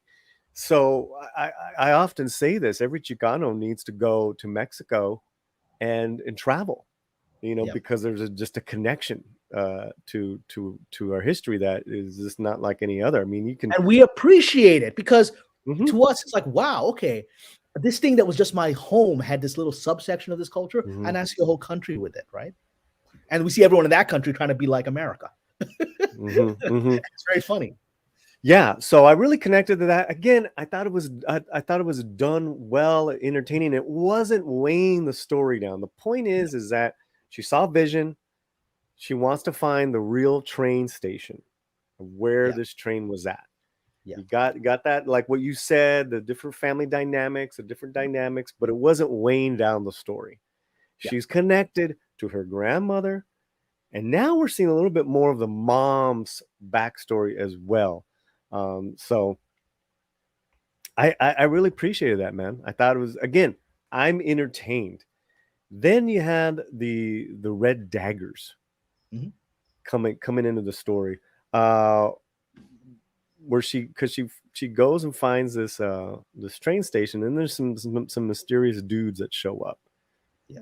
What did you take from that? Masks, the red bandanas. Yeah. What'd you take from that? Well, my take was, they're interesting characters because they're like a secret society that hunts these jinn, these beings, right, who have entered their world. And there's legends in the Muslim world that there are such secret societies. This isn't inauthentic, right? There's the general belief that the jinn can enter our world, and there's people that are trying to stop them, right? And so that's part of the cultural belief and of the stories of these things, right? Just like Catholic priests fighting exorcism, that kind of thing. It's a real part of the culture. But so she's there, and there's this great moment where she has this fight sequence where it's her first big. I mean, she had some earlier when she's facing these beings in New Jersey, but now it gets really intense here where they're coming at her. Basically, they're tracking her. They want to get that damn bangle. They want to go home, and they have this really effective fight sequence in this train station in Karachi. Before we move on a little bit more, we did get a super chat, which is always really appreciated. Mikey Lito for $5. I was mostly interested in the things I know nothing about. Cameron, was there anything cultural or historical that did not ring true? Great question. That's a great question. And maybe our friend Mayank, who's very active in the chat, has his own opinion on this. Yeah, he's great. To me, it blew me away that I can say nothing rang untrue. Because I watched it with my mother, and even though they didn't actually film a lot of it in Karachi, I think went to Bangkok or somewhere else because for security reasons they didn't want to film there. But they did have B camera there, so they did have B-roll. So they were actual. My mom's like, "Oh, I saw that building. I know that building." So there was scenes from Karachi in that show, and but just the cultural stuff, it felt incredibly authentic on every level to my personal life experience. I didn't, and because you've got several Pakistanis were involved in the show, it would be very hard to get something inaccurate in there. Whether some of them had political agendas that may have twisted those, that's not what we see in the final version of it, right? I would have to agree. I mean, there may be a little bit of that feminism that but it's the normal range of Muslim feminism, which isn't what sort of the current left wants it to be, right? It's pretty limited range of feminism, which is that's a great point. That's a great point. Because she's we're going back to Nakia, because she's finding to be more part of her religion. And more part of the community, equal within the community, rather than revolutionize the community and this all sucks and down with all religion. No, that's down with all religion and everyone's got to adopt their gender pronouns or whatever. That's not happening. That is not happening in this at all, guys. And the show at all. And in the community, it's very fringe. It's just not a real thing. Because we get that well, is it in anything we see new? Was it woke? Nothing woke about this show. Nothing woke about it. If you think that because it's like people who are this is a Pakistani story background and stuff, that guys that is not woke. It's no more woke than saying that very funny sitcom about Asian family fresh off the boat. It's a hilarious sitcom, right? I laughed my ass off on that show. And there's a new show too called the Gordita Chronicles. Oh, I'm not familiar with this. So is it in the Latino community? It's on HBO Max. Okay. We have to do a stream on it. Okay. Well, I'll come on board. I'll watch it. It's a 10 episodic comedy, and I was just blown away, bro. Blown away. And we'll talk about that later. But the point is that just having someone who's a minority doesn't make it woke unless you are actually racist. See that, right? And that's a whole different conversation. Is that now are we not liking it because we're why? It's a whole conversation, Cameron, because we say, why is it important to be seen? Why can't we just have great stories? This is a great story. It's a great story. If it just happens to be Pakistani. Yeah, it just happened. It just happens to be, I'm not Muslim, Cameron. I'm not from Pakistan. I fucking loved it. I mean, and there's no effort to try to convince you this is what you got to be like these people. It's just look at these people in this situation. That's it. And there's so many different characters, even within the family, guys. Again, there is so much that I love about this, about the whole season of this show. And then we can compare it to other seasons of Marvel television. I mean, there's nothing like that. It's just a whole other level. That's why I've said this is, in my opinion, the best show on the MCU. Right? It's nothing compared. This is because it goes back to what a Disney show is supposed to be. I would watch a show with my parents in the 1980s. Right? This is what you would expect on Disney. We need more of that. This is actually an outlier from what we've gotten. Let's thank you, Miguelito, and I have a membership chat to read in a second, but let's celebrate with some gritos. Arr. Mm. Noise. Arr. Mm. Hey, do a mariachi one.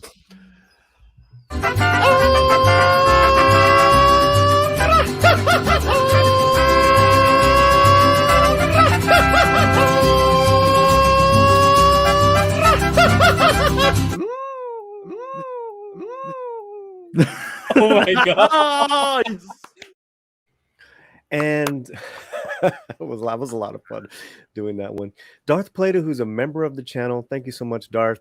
You've been a member for 9 months. You're general, man, that highest level, and we love and appreciate you, brother. For me, the best part of Miss Marvel was the portrayal of the family, he says, which seems so lost today. The absence of woke is a breath of, I think he said fresh air, maybe. Fresh air, but that seems to be where the line is going. Yeah. And I absolutely agree. And that's what I'm saying. This is for the people, our friends on the more conservative side of the political spectrum, which is largely the fandom. You should be applauding this. Ain't nobody calling for family values except the show right now, right? You know, ain't nobody calling for family values, right? You watch Hawkeye, what are the, it's mostly about a girl rebelling against her mother and going off and becoming, this ain't rebellion of Ms. Marvel lasts all about 5 minutes because the family comes to support her, right? And that's the thing. This is something that it's like Little House on the Prairie. It's like Laura Ingalls Wilder's superpowers. Little House on the Prairie was one of the most popular shows in Pakistan. When I went to visit as a kid, one show there because everyone got the values of it. Our good buddy is here, Script Doctor. No, and he's I agree with Cameron. Miss Marvel is the best of the Marvel Disney Plus shows. Script's a great master understanding of storytelling. So yeah. And he goes on to say the conversation between Kamala and her dad on the rooftop during the last episode was beautiful. I mean, listen, I'm a sucker, bro. At that moment, I teared up a little bit. I was just like, well, and again, there was no preaching. There was a beautiful line he said that you don't know is actually from the Quran. There's a line he tells her which inspires her as a superhero, which he says, "You save one life, you save all of mankind." That's out of the Quran. That's a direct verse of the Quran, but no one mentioned it. No one's trying to proselytize you. That's the culture. So universal, so wonderfully done, and it's a father with his daughter. Yeah, with his daughter, and she loved him. I love you, Dad. You get all teary. She's so in love with her family. There's no, The dad isn't an idiot. Nowadays you portray dad as fools. He's a fun guy who loves her so much that he dresses up like Green Hulk, right? Whatever, and it's silly, but it comes from a place of deep love, right? He's not an idiot by any means. He's a strong, supportive nurture. The moment I want to get to this, we can talk about this. The idea, people say, well, look at the dad, he's a comic relief thing. It's like the moment when the dad sits down with the son who's about to get married, who's suddenly petrified. He's like, I don't know that I'm ready for the responsibility of a wife and a kid. And, and gives him this lecture about what being a man is. Yep. I mean, that's masculinity, that's positive masculinity right there, and we haven't heard that. We haven't heard it in maybe a decade or more on television. Yeah, I'm with you. Hook, line, and sinker. Also, too, what helps is that all these actors are so good. They're so good, Cameron. The father, the grandmother here. then her mother, the great And the grandmother. grandmother dynamic with the grandmother and the mother is so emotional because they're kind of estranged. There's, you know, they haven't talked in other years. There's a lot of pain between them. But there's this moment that I got teary-eyed because it's real. I'm living it. There's this moment where you've established the mom and the grandma have issues between them, right? Yeah. And they haven't talked in a long time. But then the grandma, she's having difficulty like moving around. Her legs, she's older. Her legs Beautiful scene. And that's when the mother sits down and says, maybe mom, it's time for you. Let me come live with us in America, because that's what we do. We don't put them in a home. Nope. As you know, I take care of my mother. Yep. She's visiting my sister right now, but most of the year she's with me. I'm a 50-year-old man who takes care of his mother, right? You know, this place that I've gotten, I got it specifically for her because there's enough space for her, right? And that teared me up because I'm living that. I fight with my mother all day long. I fight with her all day long. We had an argument on the phone 2 days ago, but when it matters, well, I'm yeah, there the family. Yeah, it's family's family. It's blood, right? You know, It's she's family. You know, nothing else matters. You know, we often say in the program, which I'm, you know, God willing, coming up on 7 years sobriety, folks, and we're gonna have a sobriety stream. We're gonna invite Cameron back. We're gonna celebrate. But you know, we say in the program, bro, you know, our families are family, you know, because they you know, we often talk about trigger buttons. They're the ones who put them there. Yeah. You know, for better, for worse. That's our family. Yeah. That's our They define family. us. You know, and that's where we do the heavy lifting, the work of the sobriety work. And, you know, God bless our family. And it's in this, so many wonderful relationships in this show as a whole. I don't get when people say it's not for me. Guys, throw that shit out the door, man. Watch this show, right? It's not perfect, but it's really, really entertaining. So I want to now comment, and I said this before we went live. Okay. So when I hear the phrase, and I've heard this phrase, I've seen it in people's responses to me online. The show wasn't made for me. Remember who said that phrase? Brie Larson, who you all hated. She's the one that started that line of phrase where she said, this ain't made for white. Well, I don't want to hear about no white man talking about this. This wasn't made for him. This wasn't made for you. And remember when all of you in the fandom said, well, I ain't gonna watch it then, right? And, you know, if it's not made for me, fine, I won't watch it, right? Now you're using the same line of your adversary, of your woke adversary that you talked about. Well, this wasn't made for me. How do you know it wasn't made for you? You jumped to that. You jumped to it. You became just like the wokies. You decided something from another ethnicity wasn't made for you. You've become as racist as the wokies. That's crazy. Don't use the very fact you're using their language means they've won. Don't use their language. It's a good point, Cameron. I mean, I always, for me, I give the benefit of that. I instead of using the R word, I'll say it's ignorance. And with ignorance, you can, and I've been ignorant in my past about many different things. And it wasn't until I broke bread or checked shit out, I was like, oh shit. But isn't that what I said earlier on the stream here? I said, what's wonderful about America is that people are ignorant about my culture, but then they accept me when they meet me. I go to Britain, they ain't ignorant about my culture. They're like, oh, I know what you Pakistanis about. And I hate you. I want you out of my country. You Pakis, I want you gone, right? Wow. I felt that there. I don't feel that here. Right? Yeah. We got some great, couple more great. Let me move along further in the story here. We're breaking down the whole season, and we're getting towards the end of episode 4. Yeah. Like you said, it was a very hard episode to, you know, it was episode 4 was a very difficult episode to watch in many ways, you know. It was a difficult episode for you to watch. Was episode 4 was a partition episode, right? 5 is where you see more of the flashback. 4, they're already in Pakistan. It's more of action with the. I'm sorry. I meant when a number. I'm off the number. When we get to 5 is when we spend. 4 is when they're in Pakistan, and then at the end of 4, she goes back in time. Correct. You know, during a big fight sequence with Najma and the Jinn. You know, and she ends up going backwards in time to 1947. Yeah, and I think what we can get here with is that she is very much that superhero trope of protecting innocent people in this fight here which is fantastic, you know, where she protects this family with her powers, you know, and she's becoming a superhero. You know, her head is more and more out of the clouds. She's understanding her powers a little bit more and more. I thought it was fantastic. You know, let me see what other notes that I have. One of the people, one of the relatives, or actually, this gentleman, one of the Red Daggers, says your grandmother's a legend. She's a mysterious warrior, and we go to episode 5, where we see the grandfather. And I really love the grandfather. He's on a cane, and I wanted to check out if. Let me see, where am I? I don't know if it was the same. The episodes are called Time and Again. I didn't know if.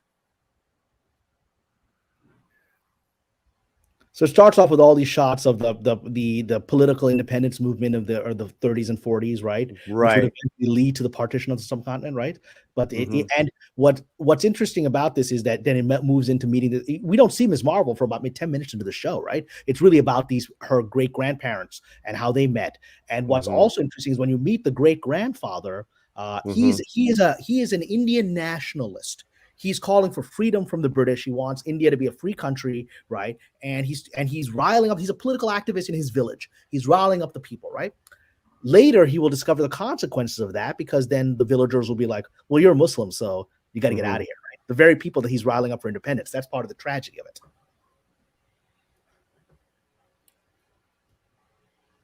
And here's the mysterious woman with these powers, and we saw that there was a shot of her running. Absolutely gorgeous actress. And here's a man standing up in his village talking about the injustices. And I thought this guy was great. I thought both of them were fantastic. What did you think of this montage of them getting to know each other, the whole thing? Well, again, that's the beauty of this thing, of, you know, it's very old school romance, right? It's this thing of, you know, he finds this pretty girl out in, you know, sleeping out in this day, and he comes and she thinks he's going to attack her, and she's ready to kill him, right? And then he's like, but you know what? I'm a man of honor. You don't have to sleep out on the ground. You can sleep in my home, and I won't. And the implication is I won't touch you, right? Because that's who I am, right? And she takes him up on it, and it's you know, today I think a lot of women would be like, I'm not going to go stay in some random stranger's house, right? Yeah, but it is believable in this world where men would be like, no, it would be immoral for me to touch you. So of course you're safe in that area. And that's the beauty of this world, where there were sexual understandings and of propriety that were so deeply embedded that you couldn't imagine breaking them. So what I'm getting here is the grandparents falling in love, and then of course having the grandmother, the nanny. He says a line of what you seek. It's like one of his favorite poems, a line from one of his favorite poems. There's this whole thing of being alone, of being different, of coming back home. Every character talks about it in this whole series, whether it's the Pakistanis or Bruno or Nakia, or I mean, I thought that motif was just wonderful. What is that? What is that when kind of like that through line, different characters honing in on that? What is that in writing, Cameron? Repeat that. I was just responding to someone in the chat. Sure. Repeat that. I'm sorry. Yeah. So the grandfather, this character recites a line about what you seek. Is right there in front of you. Oh, okay. No, because it's even written into the bangle. What you seek is seeking you. Okay, that's actually very Sufi. It comes from an oral tradition of the Prophet Muhammad, peace be upon him, where he said, he quotes God as saying, when a believer, when a believer starts walking towards me, I come running toward him. Right. The idea is you start moving to God, God comes running to you. Right. Because what you are seeking is seeking you. Right. That's because the whole universe from a Sufi perspective is a mirror. Right. And so if what is inside of you is anger, all you're going to see in the mirror is anger and hatred all around you. Right. Mhm. We even see that with the victimization mindset, right? Where everyone's out to get me because I'm Muslim, I'm black, I'm Latino, I'm this, I'm white. Everyone's out to get me for this, right? So you see the world through that paradigm, and then you see everything like that in return. So what you're seeking, which is victimhood, comes back to you.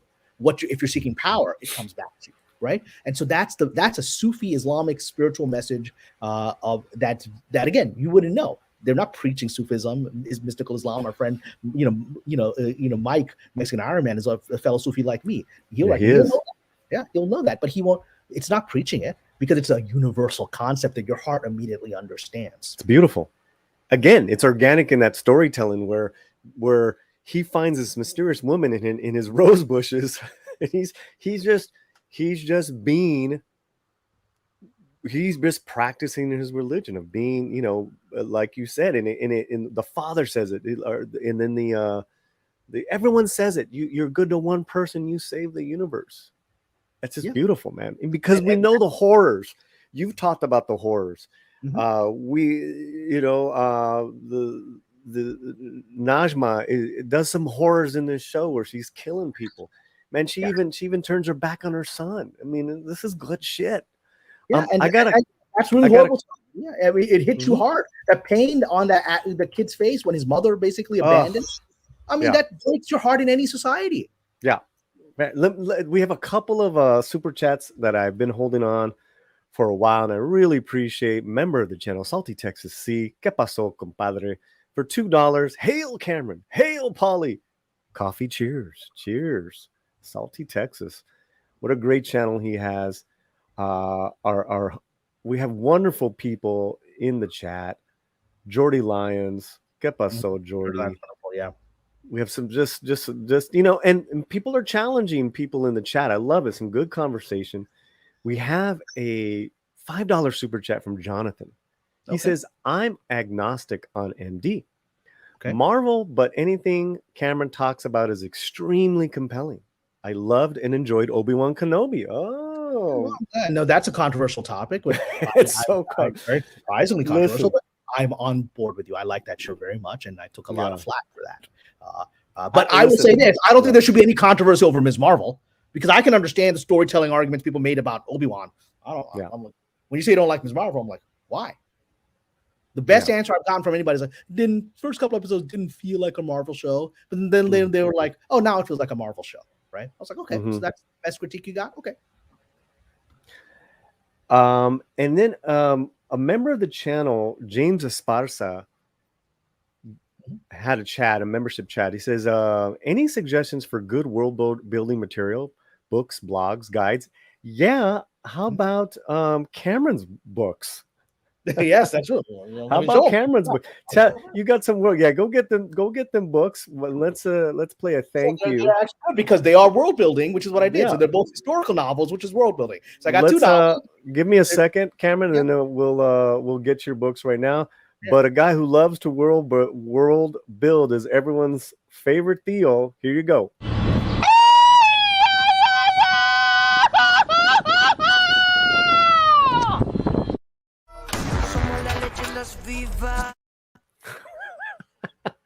I wanted him in Obi-Wan. I wanted that toothless Theo, cabrones. Thank you guys for the chats and for the membership stream. World building. How about Cameron's books? Here are my books. There's one of them. Let's talk about a little bit about that, because they relate to what I try to do in these novels, which is what we're talking about in Ms. Marvel. So, Mother of the Believer is my first novel published through Simon & Schuster, and it's a novel about the birth of Islam from the point of view of Aisha, the wife of Prophet Muhammad. It's interesting. Aisha is the name of the character. Yeah. Who is the great grandmother of Ms. Marvel, who is played by a wonderful actress. So and then it was followed up by a second novel, which is Shadow of the Swords, which is an epic on the Crusades about Richard the Lionheart versus Saladin and the battle for Jerusalem in the Third Crusade. And so in those I had to do the difficult task of what Ms. Marvel is doing, which is I had to take another culture, another time, with another value system, and make it completely relatable to the 21st century reader. And the books have done well, and the people have generally, my fans have written and said, I felt like I was swept back into this world, and it felt real, which is what I think Ms. Marvel is. World building is about, we get so obsessed about, as world builders, if those of us who do fantasy especially or science fiction, we get so obsessed about the details of what the planet looks like, the creatures look like, what this looks like, what the rules of the magic or the force or whatever we're doing, right? What the rules are, that we forget that it's got to be relatable, right?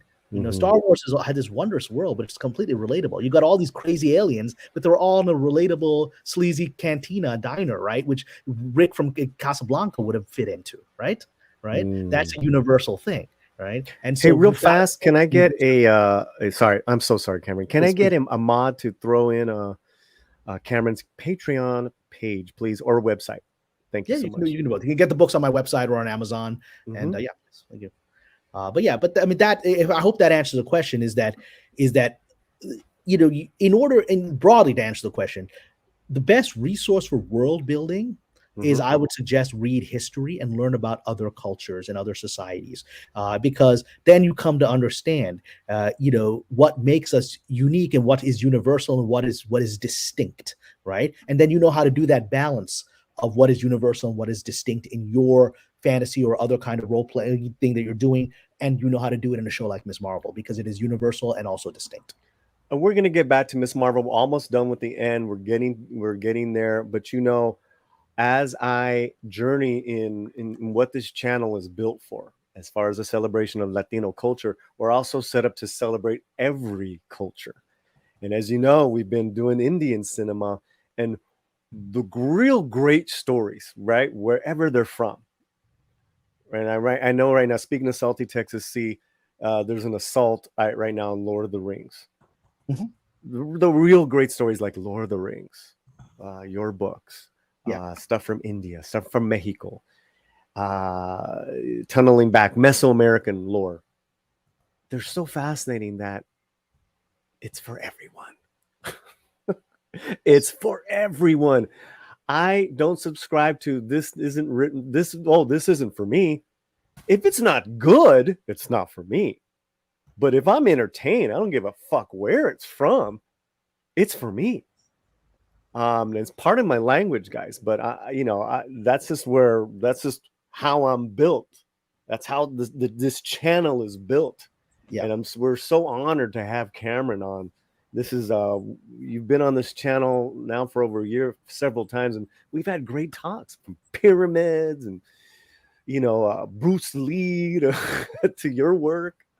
I absolutely love having you on here, bro. I just have to say this. I appreciate that, and I appreciate everyone in the chat. Look, I responded to a few people in the chat. I will say one gentleman you mentioned who I don't actually is from India, I think, not from Pakistan. Oh, okay, not from Pakistan. Okay, but look, we get it. You are very proud to be Indian. I get it. I respect that. I would love it if you actually engaged us on the show, because all I'm hearing in the chat is how wonderful India is and all the history of the world comes from India and all that. That's great. Engage us with the show. Engage us with the show. Okay. I'm proud to be Muslim and I'm proud to be Pakistani. Yeah, you can be proud to be Indian. Let's engage us on the show now. Yeah. Yeah, absolutely, guys. Absolutely. That's a good note. Let's get back to the show. Where was this film? Do you have any idea? Because to me, there was actually some really beautiful shots. Where was this filmed? My understanding it was. I mean, I don't know where this specific scene was filmed. I understand the city scenes of Karachi were filmed in Asia. Actually, I think they were filmed in Bangkok. This might have been filmed in Southeast Asia as well. But it feels very real. I mean, this could be India. This could be India at the time, right? This kind of land is very much still there. It's there in Pakistan. So yeah. So we're getting this backstory with the grandmother, and the great villain that Namja has become, and she sacrificed herself, I guess you could say, and made a great choice to stop the portal, and Cameron got possessed with mom's powers, I would say, something like that. Yeah, it's not. That's one critique I'll give is I don't understand what happened. It feels like she sealed. I mean, that's a critique I'll give. It feels like she sealed. She realizes that what Ms. Kamala was warning, that you open up this realm in order for you to get back to your world means you're going to destroy our world, right? And she realizes that, and then she realizes she's going to end up killing her son in this world, right? And But she sacrificed herself, but I don't know exactly what happened to her. And that's a fair moment. I don't know if I would have been in the writer's room, but like, I think we need to make this clear. Is it that this process of somehow sacrificing herself to close the portal brought the energy of the portal into her son? That's what it looks like happened. That's definitely what I'm seeing. Because like here, like, you know, the energy goes and finds Kamran, and boom, he's zapped, which affects the season finale. Yeah, exactly. And you know, he's just a normal guy. He's half jinn, but he doesn't really have any powers until this moment.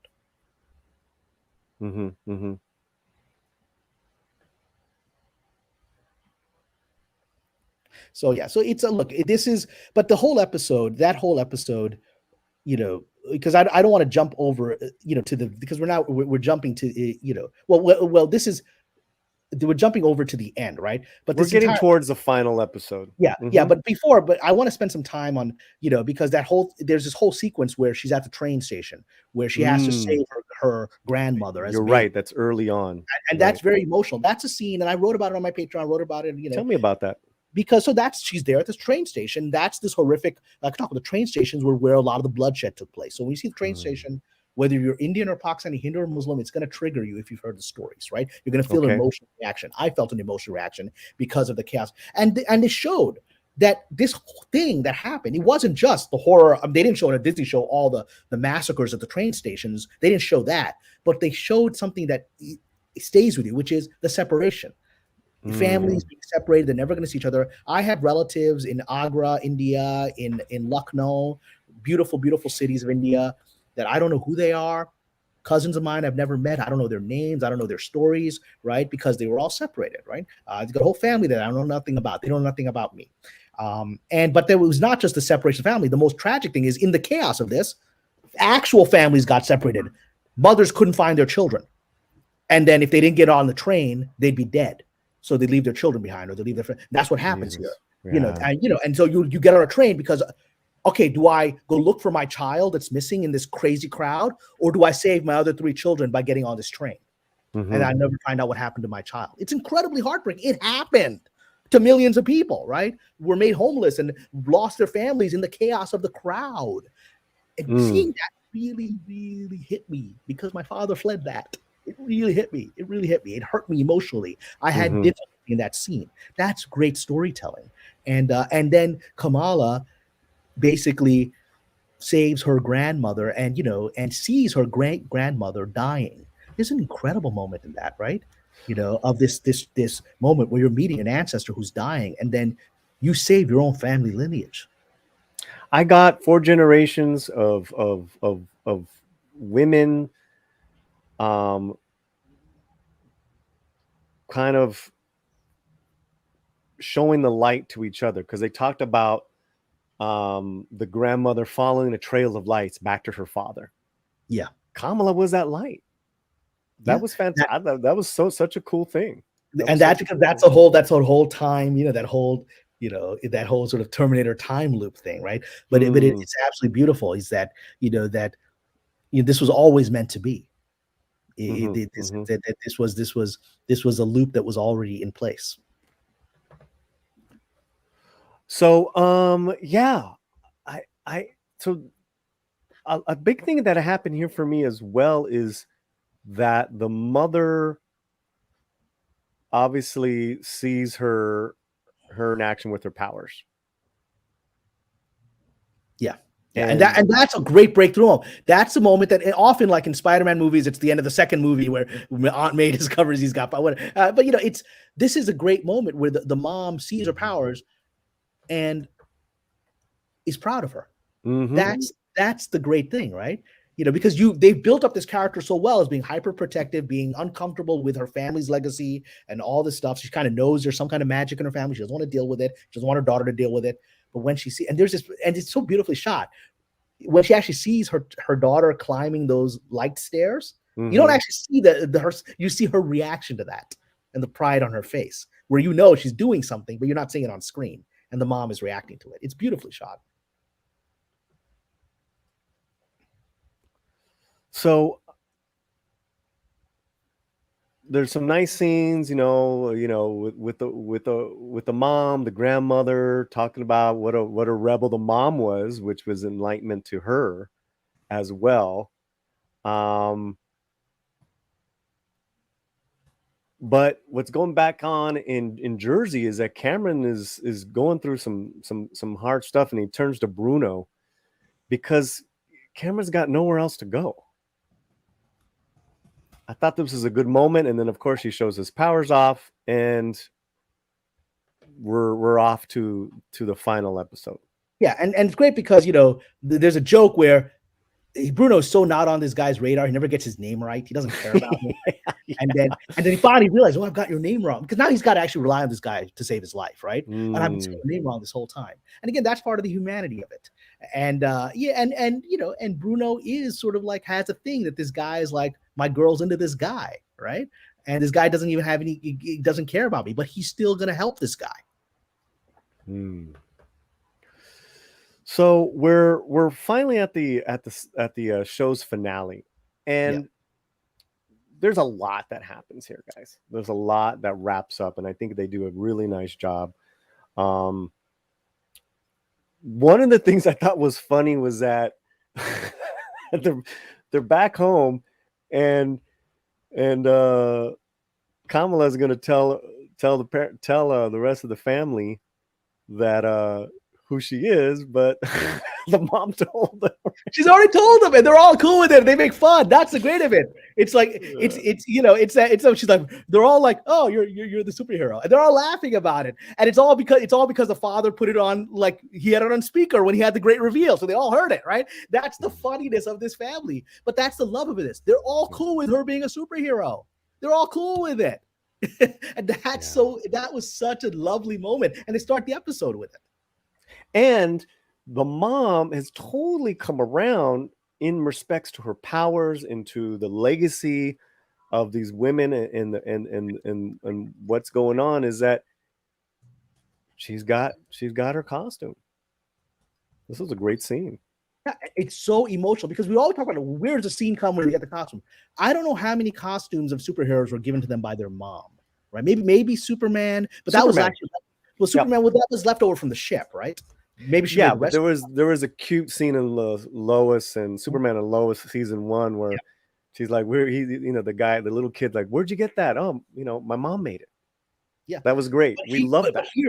But here's the moment you actually see the mom giving it to her. The mom, who's been so protective and resistant, gives her, and remember, the mom said, you're not wearing those skimpy costumes, those superhero costumes, but she gives her this beauty. It's a shalwar kameez, which is a traditional Pakistani clothing that my sister wears, my niece wears, we wear today. My mom wears it every day at home. This is, but it's both feminine and beautiful, and not particularly revealing. It's not the latex where every inch of your body is shown, right? And she even has this scarf, the dupatta, which is in many ways for Pakistani women, and I think for many Indian women, the dupatta, the scarf, is the defining feminine thing, right? Even if you don't wear it around your head, my mom doesn't wear it. It's just wearing around your shoulders and covering your breasts with it is the defining feminine, costume of the culture. And to give her that, it was so beautiful. It's a good moment. It was a good moment. The mom is all supportive, all in. But there is these things of the mosques in America. We come back to that, and like you said, which is a very sad state, and that there's a great line because again, the DODC comes back, and what is this religious leader called? She calls him a sheik. Is that correct? Well, that's more of an Arabic word for wise man, but he's technically the imam, which is the prayer imam. Yeah. And he quotes Abraham Lincoln, which also shows she doesn't know what to call him, right? So right, and he quotes Abraham Lincoln, which I thought was really cool. Well, and the great thing is he quotes something you think is an Islamic propagation thing about God. He's like, well, that's Abraham Lincoln. Right? Yeah. Again, the values I'm sharing are universal. They're your values. And you know what I like about this actor is that this is this imam isn't in it a lot, but what he does with this role, this actor really does does a great job. I wanted more of him. Yeah, and he's like the imam at the Culver City Mosque here in LA. He's a very gentle, sweet, warm-hearted guy, very relaxed. It's not the image you have of imams from watching like 24 or whatever, right? I mean, and that's an authentic guy. Now, what's going on here story-wise is that they can't harbor him, right? It's just too much heat. So, but they let it's like, you got to get going, but here's some costumes with a little bit of, what is the high? Is this a little inside joke, these names? Well, that's actually the inside joke, because I burst out laughing because so the two words for righteousness and sin, halal is what is correct, permitted by God, and haram is what is forbidden. So these are two like hip hop hats of the halal brother and the haram brother, right? It's just really silly, right? It's really silly. And the Pakistani guy gets the halal permitted by God, and it's a joke. And the white guy he's not Muslim, she can't marry him. He's got the haram forbidden by God. And so it's a joke. It's a joke that Pakistanis would get, but a lot of people are like, I don't get it, right? Well, what I got was that, they're putting on some goofy ball caps that seem so like out of place. So it kind of works on different levels, which I appreciate. Yeah, but that's the joke of it. Is like, here's your disguise, right? It's like the Superman thing is like, no one's going to recognize you anymore, Clark, right? You just do this, right? So they're on the run. I mean, look, there's a lot that happens. Kamran is in pain. Bruno's helping him out. And I love how these two bond. These two become like these brothers in this episode, right? It's really nice to see these guys that didn't like each other over a girl, right? They kind of, they because they're decent guys, they become friends. Oh, what I did love was our hero being Miss Marvel in the city. Yeah, very Superman, very Spider-Man. I loved it. I felt that. It felt like Spider-Man to me, just watching her. So cool, man. I mean, I was sitting up and clapping when this is happening, and it touched me because she's finally figured out how to do this, right? And now she's going to actually try to be what she's always fantasized about being, which is someone who saves the world. She's now in the world. But it's very different too, because she would never imagine that it's connected to her family, that it's connected to her mom, and it is. You know what I mean? Yeah. No, that's the thing. It's all about lineage, right? That this isn't, and there's a message in that you don't have, excuse me. You don't. There's a message in that's very subtle, which is that she's fantasizing. It actually goes back to the line that some people critique from the trailer that they didn't understand, which the line said, brown girls from New Jersey don't get to do that, which is sort of how we talk about this, the self-esteem issues that many minorities have in any culture. I think a Christian in Pakistan is a minority and would often feel like, well, I as a Christian can't do that in this country, right? Every country, and when you're a minority, you feel like you don't have those opportunities because the world. But here we're seeing it's in her. It's in her, not just in her. It's in her lineage. It was always there. She just had to believe she had it. Hey guys, we have 39 people live in the chat. It's been awesome. 69 likes. Let's get those likes if we haven't. Let's try to get up to 100. That would be an amazing thing. Yeah, we're almost there. We're getting there. For our little channel, kicking ass. And there's a little comedic moment here. I love the shot because we're not seeing her face. We've seen her. We know what she looks like. We're seeing full shot scope. We're seeing her work the city. And here she's waiting for the red light. That was great. That was great. Little comedy there. Yeah. Well, that's the thing is they spread the comedy throughout. They pepper it, in ways that don't distract and don't feel like it's a jokey show. One of the things I kind of missed, we lost some of the comedy as it became more serious with Partition and all that stuff. But it never fully lost. And this final finale is funny. What I said in my mini review on on Patreon and on Facebook is that this all the elements.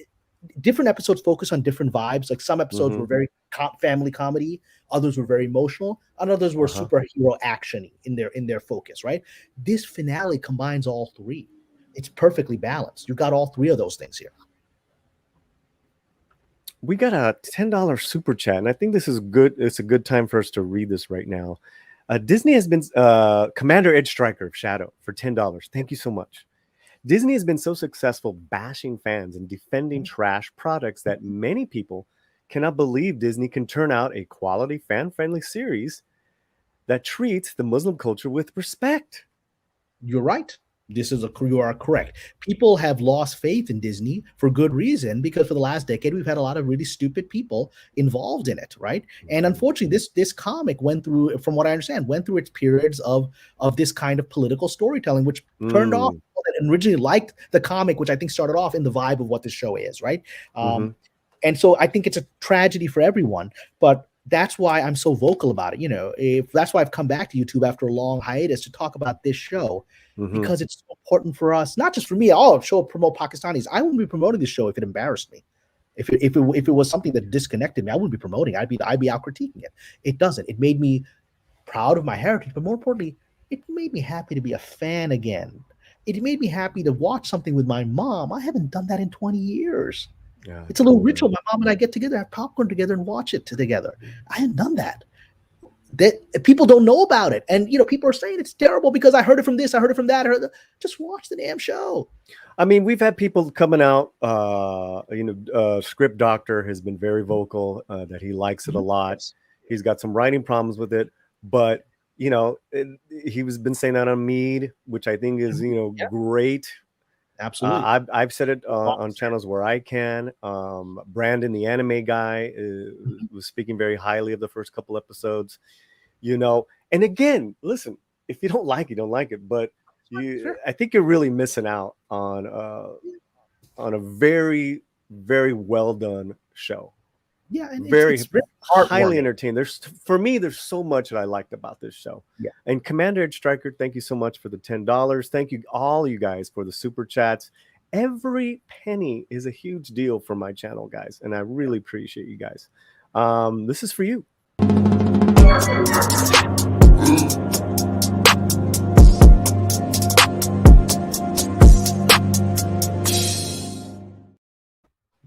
Thank you so much. Wow, what a great time, man. 40 people live in the chat. We're over 70. You guys are rocking it. We are talking about Miss Marvel, which we still don't know her name yet, like what she's calling herself, because there's been some comedic jokes of like, Bright Light, Miss Light, which I thought was some good. They also did that with it. There's a different layer of that. They had that problem with Shazam as well, because Shazam is originally Captain Marvel in the original comics, but for copyright issues and confusion of the other Captain Marvel, in the Shazam movie, he can't ever come up with a name because he can't call himself Captain Marvel. So and there's a little bit of that hint here as well, the fun of it.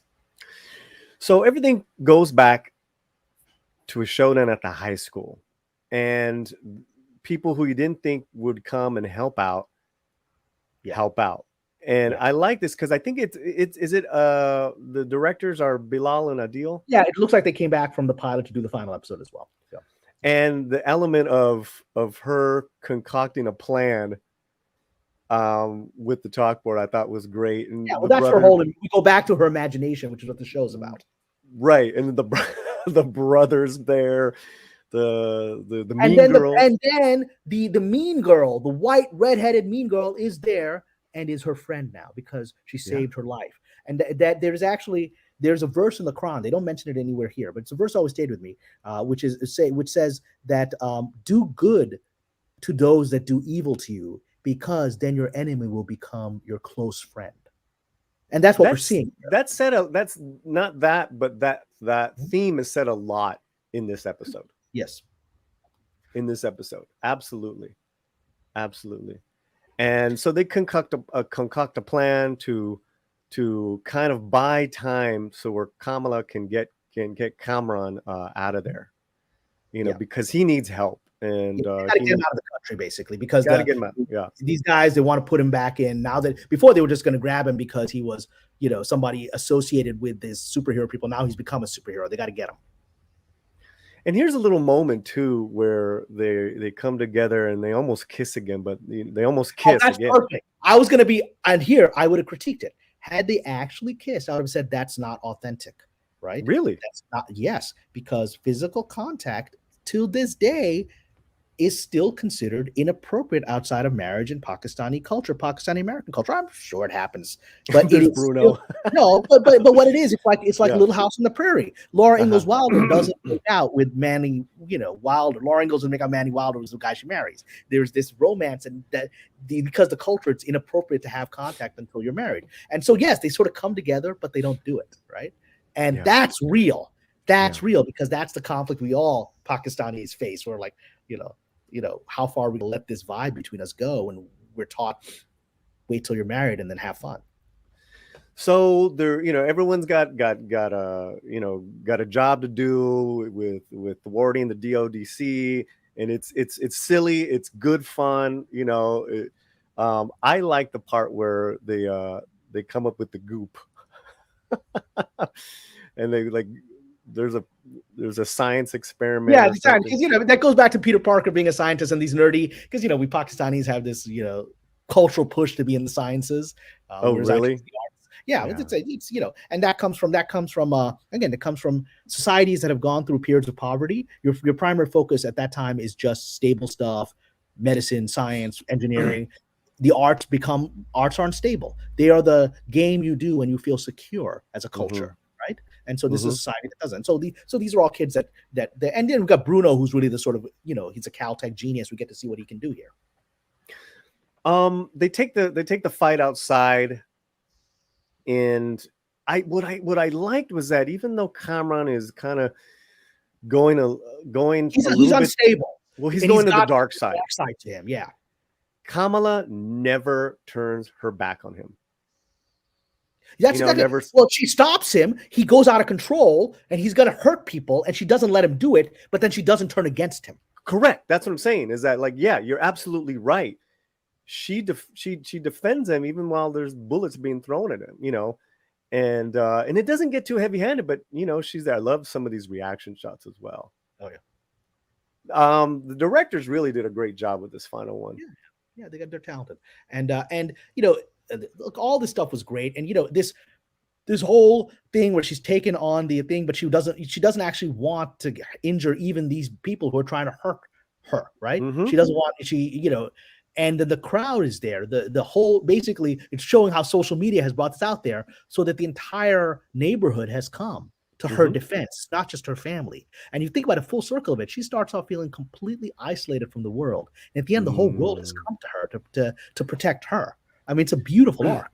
Yeah, the mosque, the community, the aunties, the parents. It was very emotional, that crowd. And she even hears asking if some of these cops or whatever, if they're okay, and they're like, yes, Miss Marvel, or something like that. Yeah, Miss Light.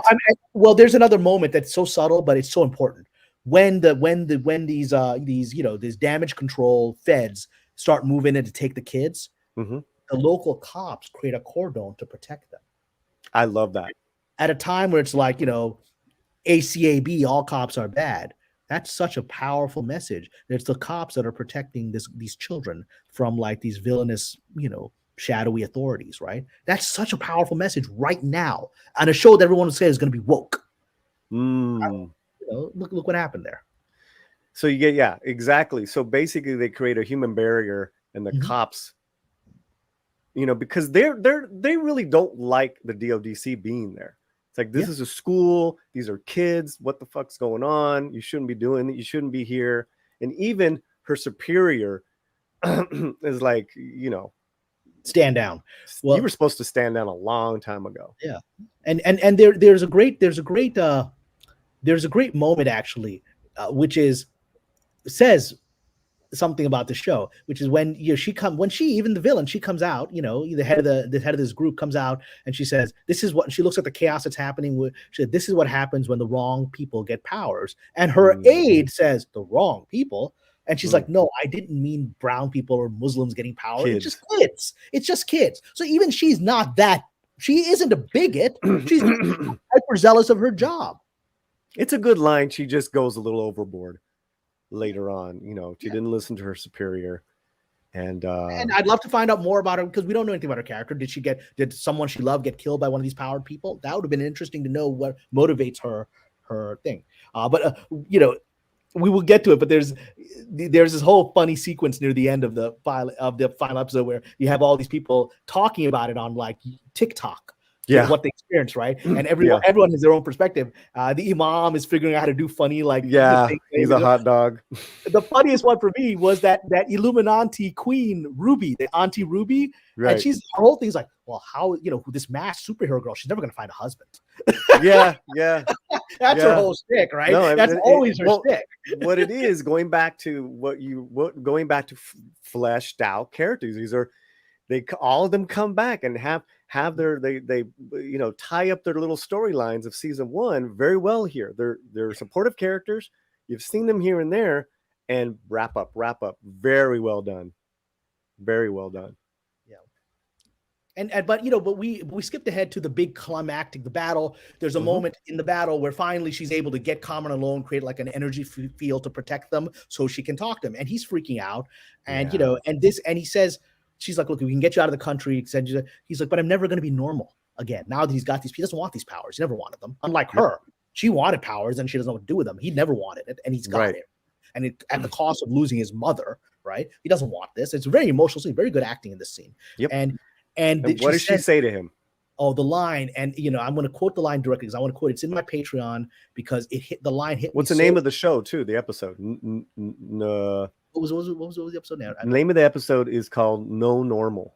There is no normal. So that's why this was the punchline. So I'm going to quote it because to me, this is a line that is the next stage of with great power comes great responsibility, right? Which is from Spider-Man. This is a mantra that hits us, all of us, which is she says to him, there is no normal. There's just us. Yes. And what we do with what we've been given. That's it. How much more universal can this show get? That's it. I mean, all of us have this. We're all don't feel like we fit in. All of us. And now, but we don't need to because there isn't a normal. Just what are you going to do with what God gave you? You have your unique talent. What are you going to do with it? Good or bad? Well, and again, going back to our lead, she is so good in this scene. She really is. Yeah. It's really very is. Emotional. It's heartbreaking, this whole scene, and she delivers that line. That's her line. That's the line of the show. Look, you can see even without the dialogue, you can see the looks on their faces. These kids are good. Yeah. No, it's a fantastic scene. For me, I was very emotionally satisfied. And she gets him. She basically gets him out of the country. Yeah. And who knows where his character is going to go? So if the show comes back, which I hope it does, but who knows where his character will go? But there's this wonderful scene here where she's looking at herself wearing her shalwar kameez superhero costume in the mirror, right, and taking in who she's become. And then her dad takes her aside and has that talk about, if you save one life, you save all mankind, right? And that's given her motivation for the thing. There's a little mystery there. He's left her some kind. There's Bruno leaving her a card. We don't know what it says. Does it say "I love you"? "I miss you"? We don't know. There's this sort of poignancy that he loves her and it's unrequited, and he does what I did as a dumb teenager, which is leave stupid cards that didn't go over as well as I thought they would. Right? They never do. They never do, man. They never do. I still blush in horror at those moments. My befuddled romantic efforts. Yeah. So what I got here is this father-daughter scene is the wrap-up and meaning of who Kamala is, because he said, look, you weren't supposed to happen. We were trying for years to have you. Yeah. And finally it happened. You were perfect. That's what your name means. Your name means marvel. Yeah, because Kamal in Urdu, it's a different meaning in Arabic, which he says it. It's a different meaning, but in Urdu, which is the native language of Pakistan, Kamal means wondrous, means marvelous. It means it's something so unusual and special. That's what it means. And I hadn't made, it's my language. I hadn't made that connection. But it's your name is Marvel in Urdu. That's great, dude. And I love this shot because you see her you don't see her and yet you do, but it's through his eyes. Look at Yeah, my the daughter. reaction, the parental reactions when they see her superpowers. Remember, he's scared to go out even on the second level story. He's like, and she's flying, and the pride of that. Yeah. Yeah, and then there's some notes that she has some mutant powers. See, maybe Some people are saying that seems to be setting up the X-Men to come in, which is an interesting, that she's the angle to bring the X-Men into Marvel now, because it's the first reference to mutants that we've had. Yep. Bruno says I think we might have misdiagnosed you. Looks like you got some mutant powers. And she's like, yeah, that's just another label. I am what I am, because that's the message of the show. So I'm a mutant. I'm a djinn. Whatever. I don't care. I'm just me. She's so damn cute. She's great. So and the thing is this: the original version of the show, which apparently was sort of wokey, right? That they're like, this out. You can't work with her. She doesn't vibe it. As working with Romy, actors have a palette of a range that we as the audience see them with, right? She doesn't come across, Iman Vellani doesn't come across as loudmouth, woke, leftist warrior. She's too sweet and innocent as a palette. This works. If they had tried to do that, it would never, no wonder that original show was unwatchable. She can't sell that. It's not who she is. Yeah. This is a very I want to let's get to Imani right after this, but can you just put a pause on that thought? Okay. Because you're absolutely right. Now, so Adil and Bilal are the creators or co-executives. Oh, they were the directors. It was created by this woman. Not the creators, executive. It was created by this woman, Bisha Ali, who is a young woman who is a London comedy writer who got herself into trouble by standard young dumb person putting a lot of stupid tweets out, right? And so, interestingly, I didn't see her name. I don't think I saw her name as credited as writing any of the episodes. So that's very strange. Before we get to that, the final scene here is, which is gonna piss off people. Look who shows up. Everyone's favorite. Now, why she shows up? She doesn't even know why she's in this. They've somehow the final scene is this sort of post-credit scene. Kamala's messing with her bangle, and suddenly she gets swept into another universe, another world we don't know, and someone gets swept in response, and it's Carol Danvers, right? And she's like standing in this teenager's room, looking at posters of herself, going, "What the hell is this?"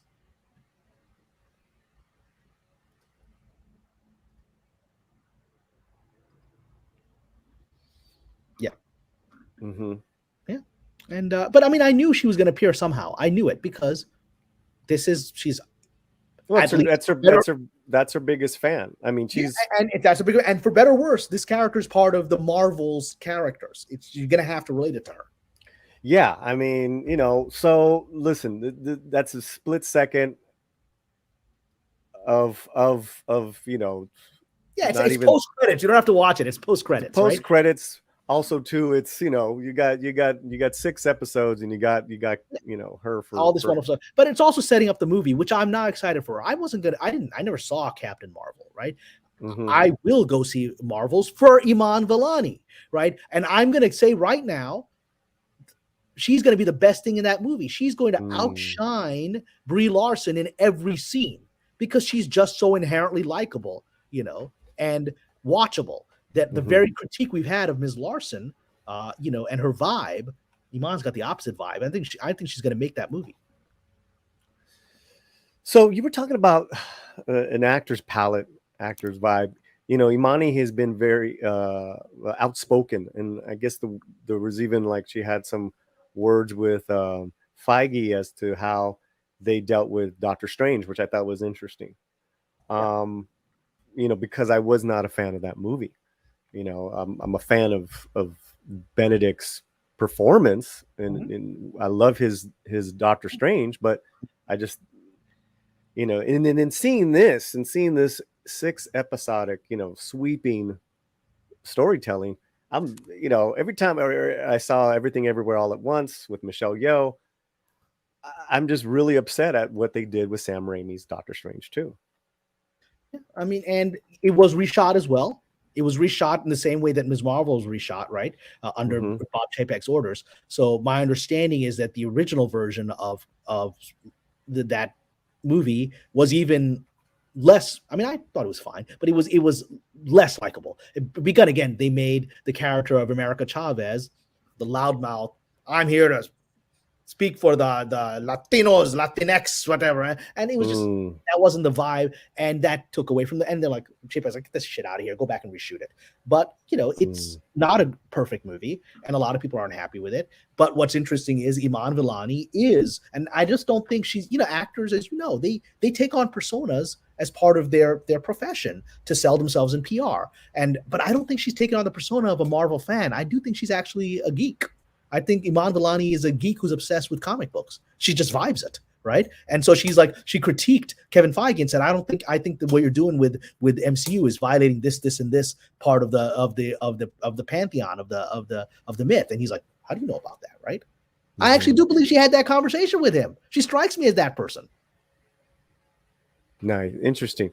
Well, what I have seen in this performance is a leading woman that's so unique, so relatable, so versatile. It's very well written.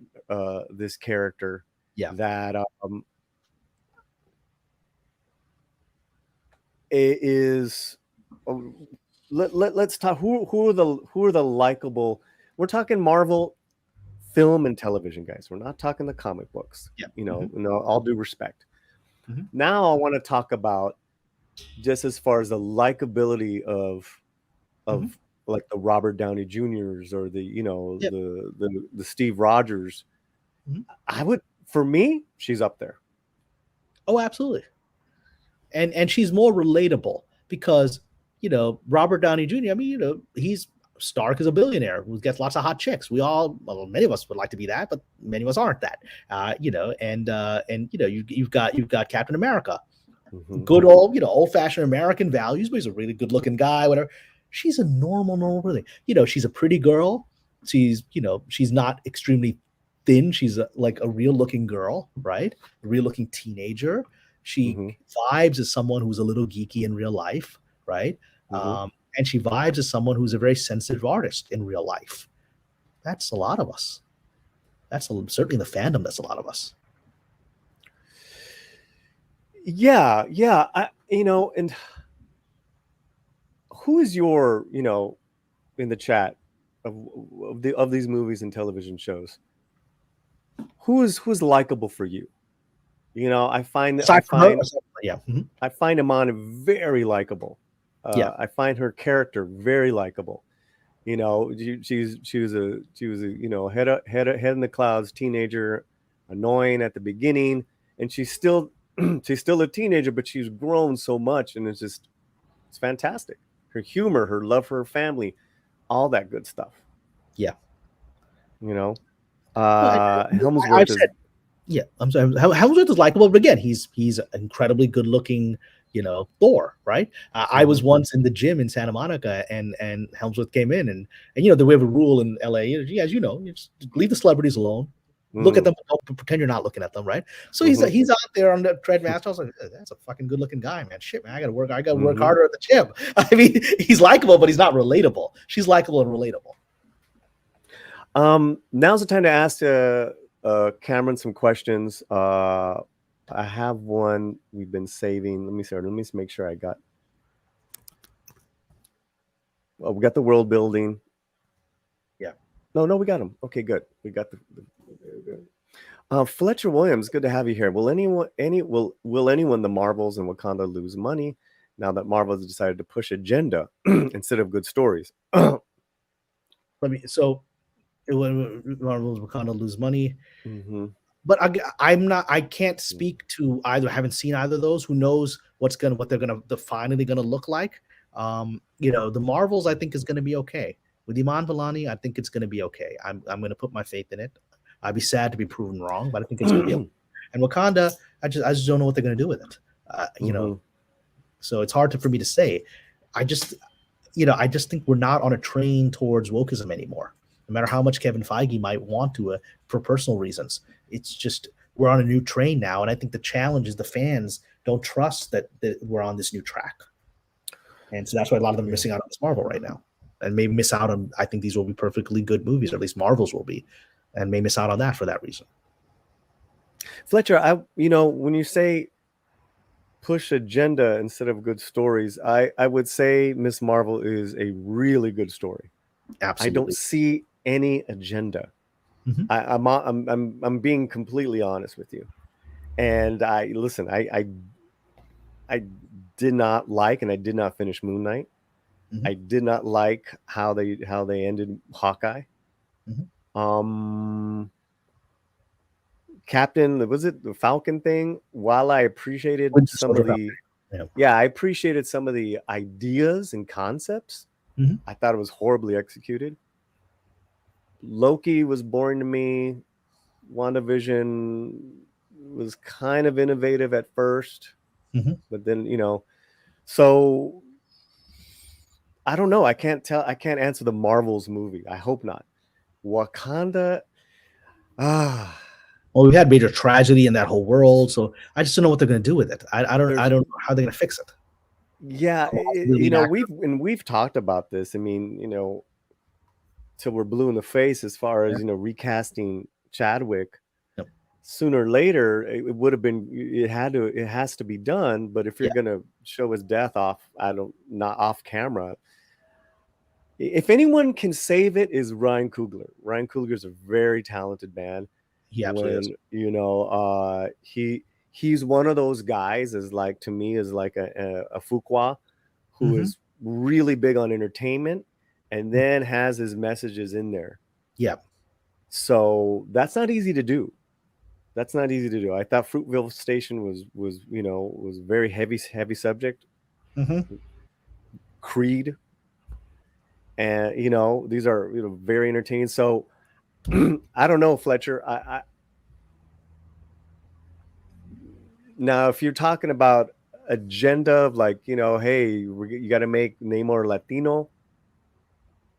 I'm very torn.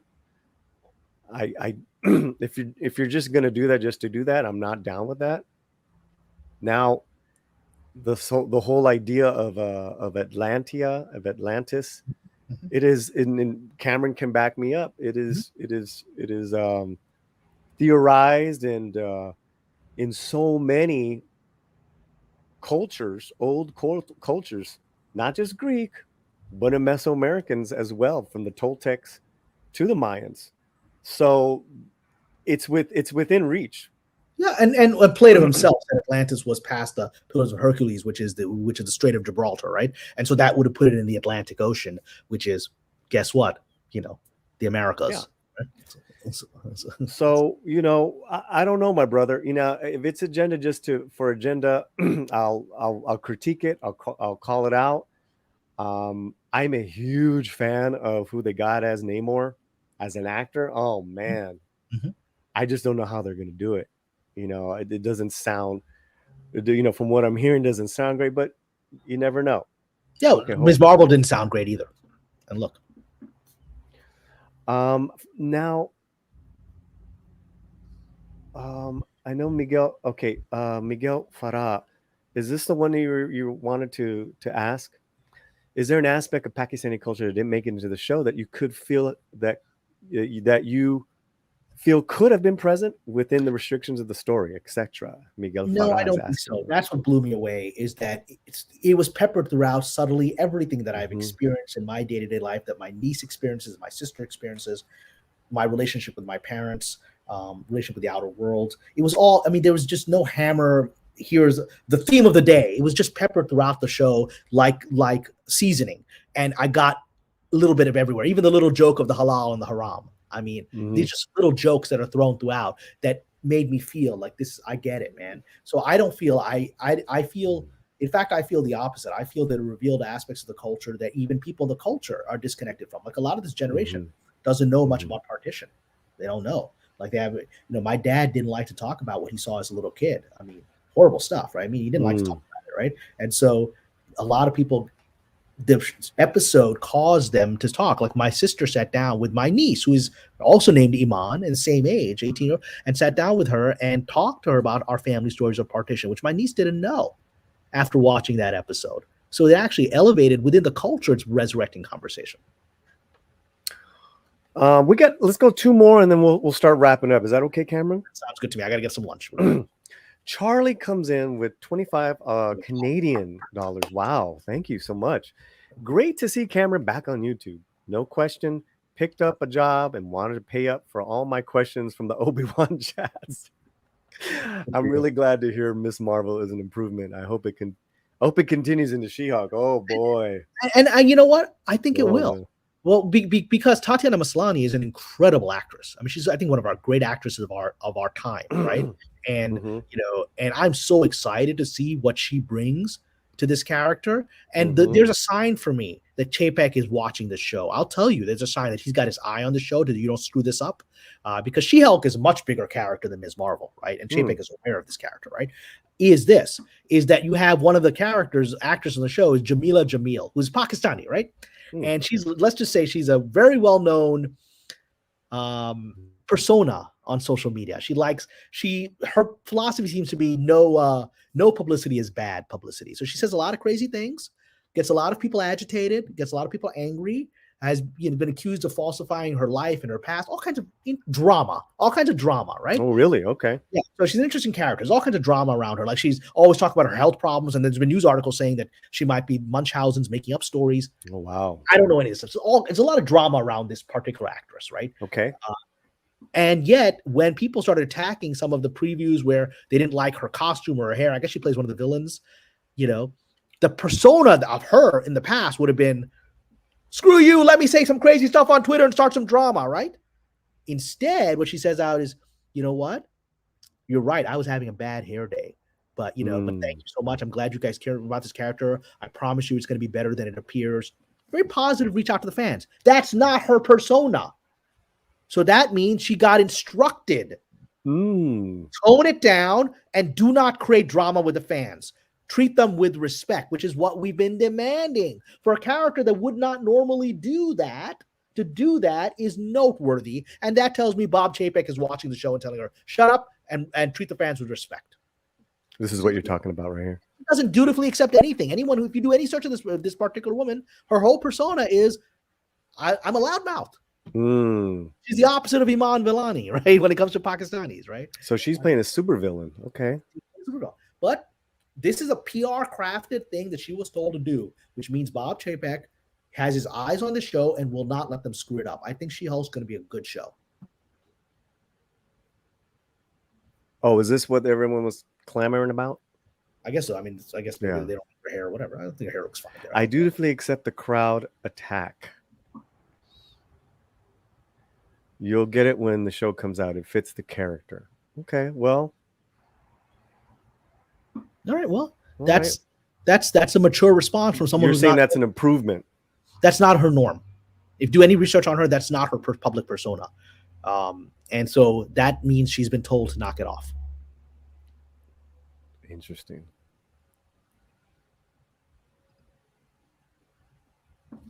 All right.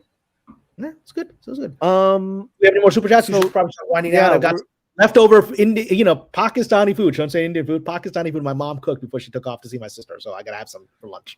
Oh God, it sounds great. Yeah, I'm getting hungry too. We got one membership chat from Zax, and then we will say adios. He's been a member for 7 months. Thank you, Zax. He's got a great channel as well. Cameron, do you think Miss Marvel will make it easier or more difficult for a series like the Buffy style Jin show you've discussed to make? Well, to get made. I had this conversation 2 days ago with the executive with whom I developed this show. We had dinner.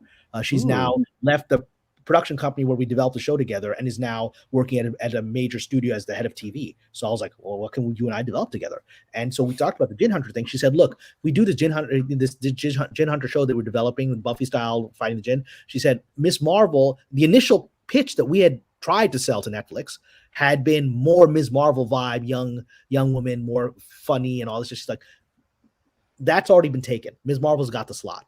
If we want to do this show, you need to rework it and make it scarier, more of a scary show than a humorous show and a fantasy show, and make it more of a horror show. And then we can maybe bring back out there. But Ms. Marvel has taken that, so that's a direct answer. We've had that conversation 2 days ago. I have to reapproach that concept in a new angle because I can't compete with Ms. Marvel, nor do I wish to. Okay, so I got one question, then we're out. What's next for Miss Marvel, man? I mean, how are you feeling as far as could there be a season 2?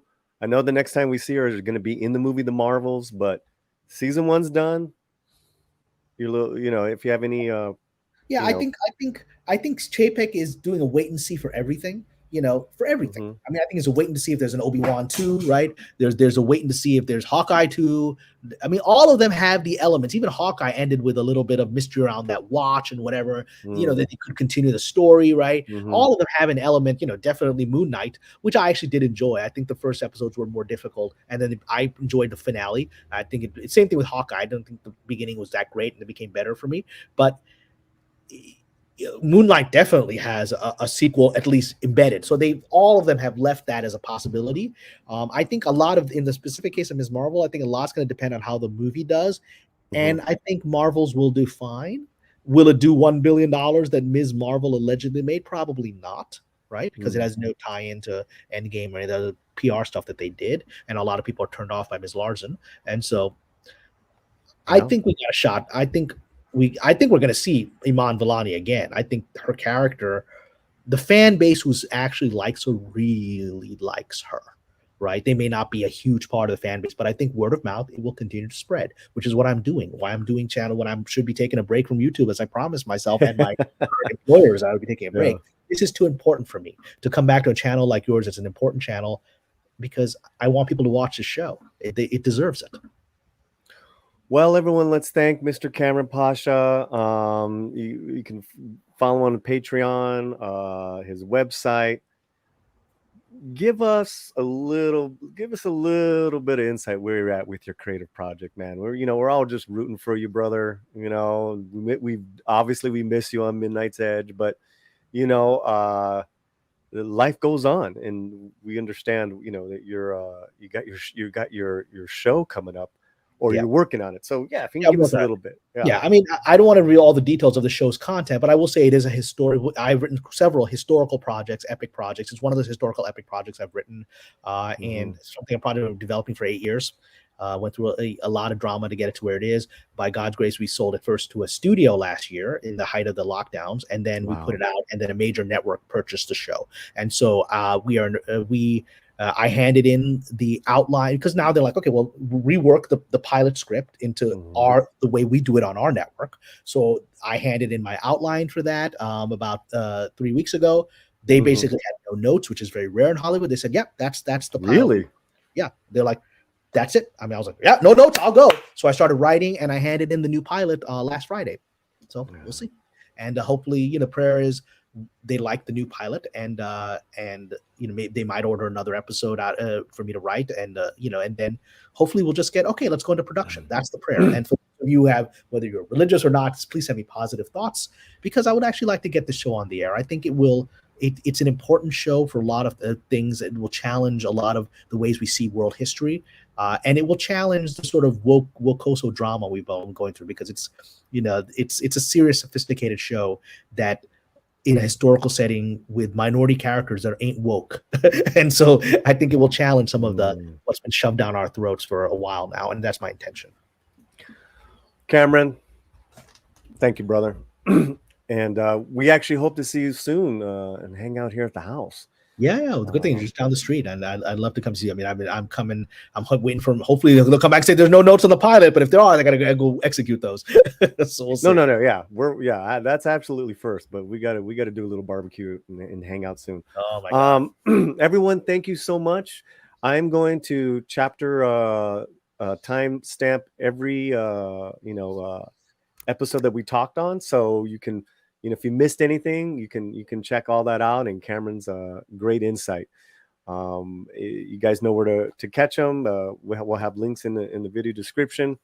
If you are a member of the channel, and any new members, I've just updated our closing credits. You'll see your name on the chat in the closing credits. Thank you, everybody. We'll see you very soon, wherever you're at. Keep your slant fuerte. And fuerte, Jamie Lee Curtis, means strength. Fuerte means you live on your feet. Excuse me. You live on your feet and you don't die on your knees. Thank you, Cameron. Much love, brother, to you and your family. Hola and salam to everyone. Peace.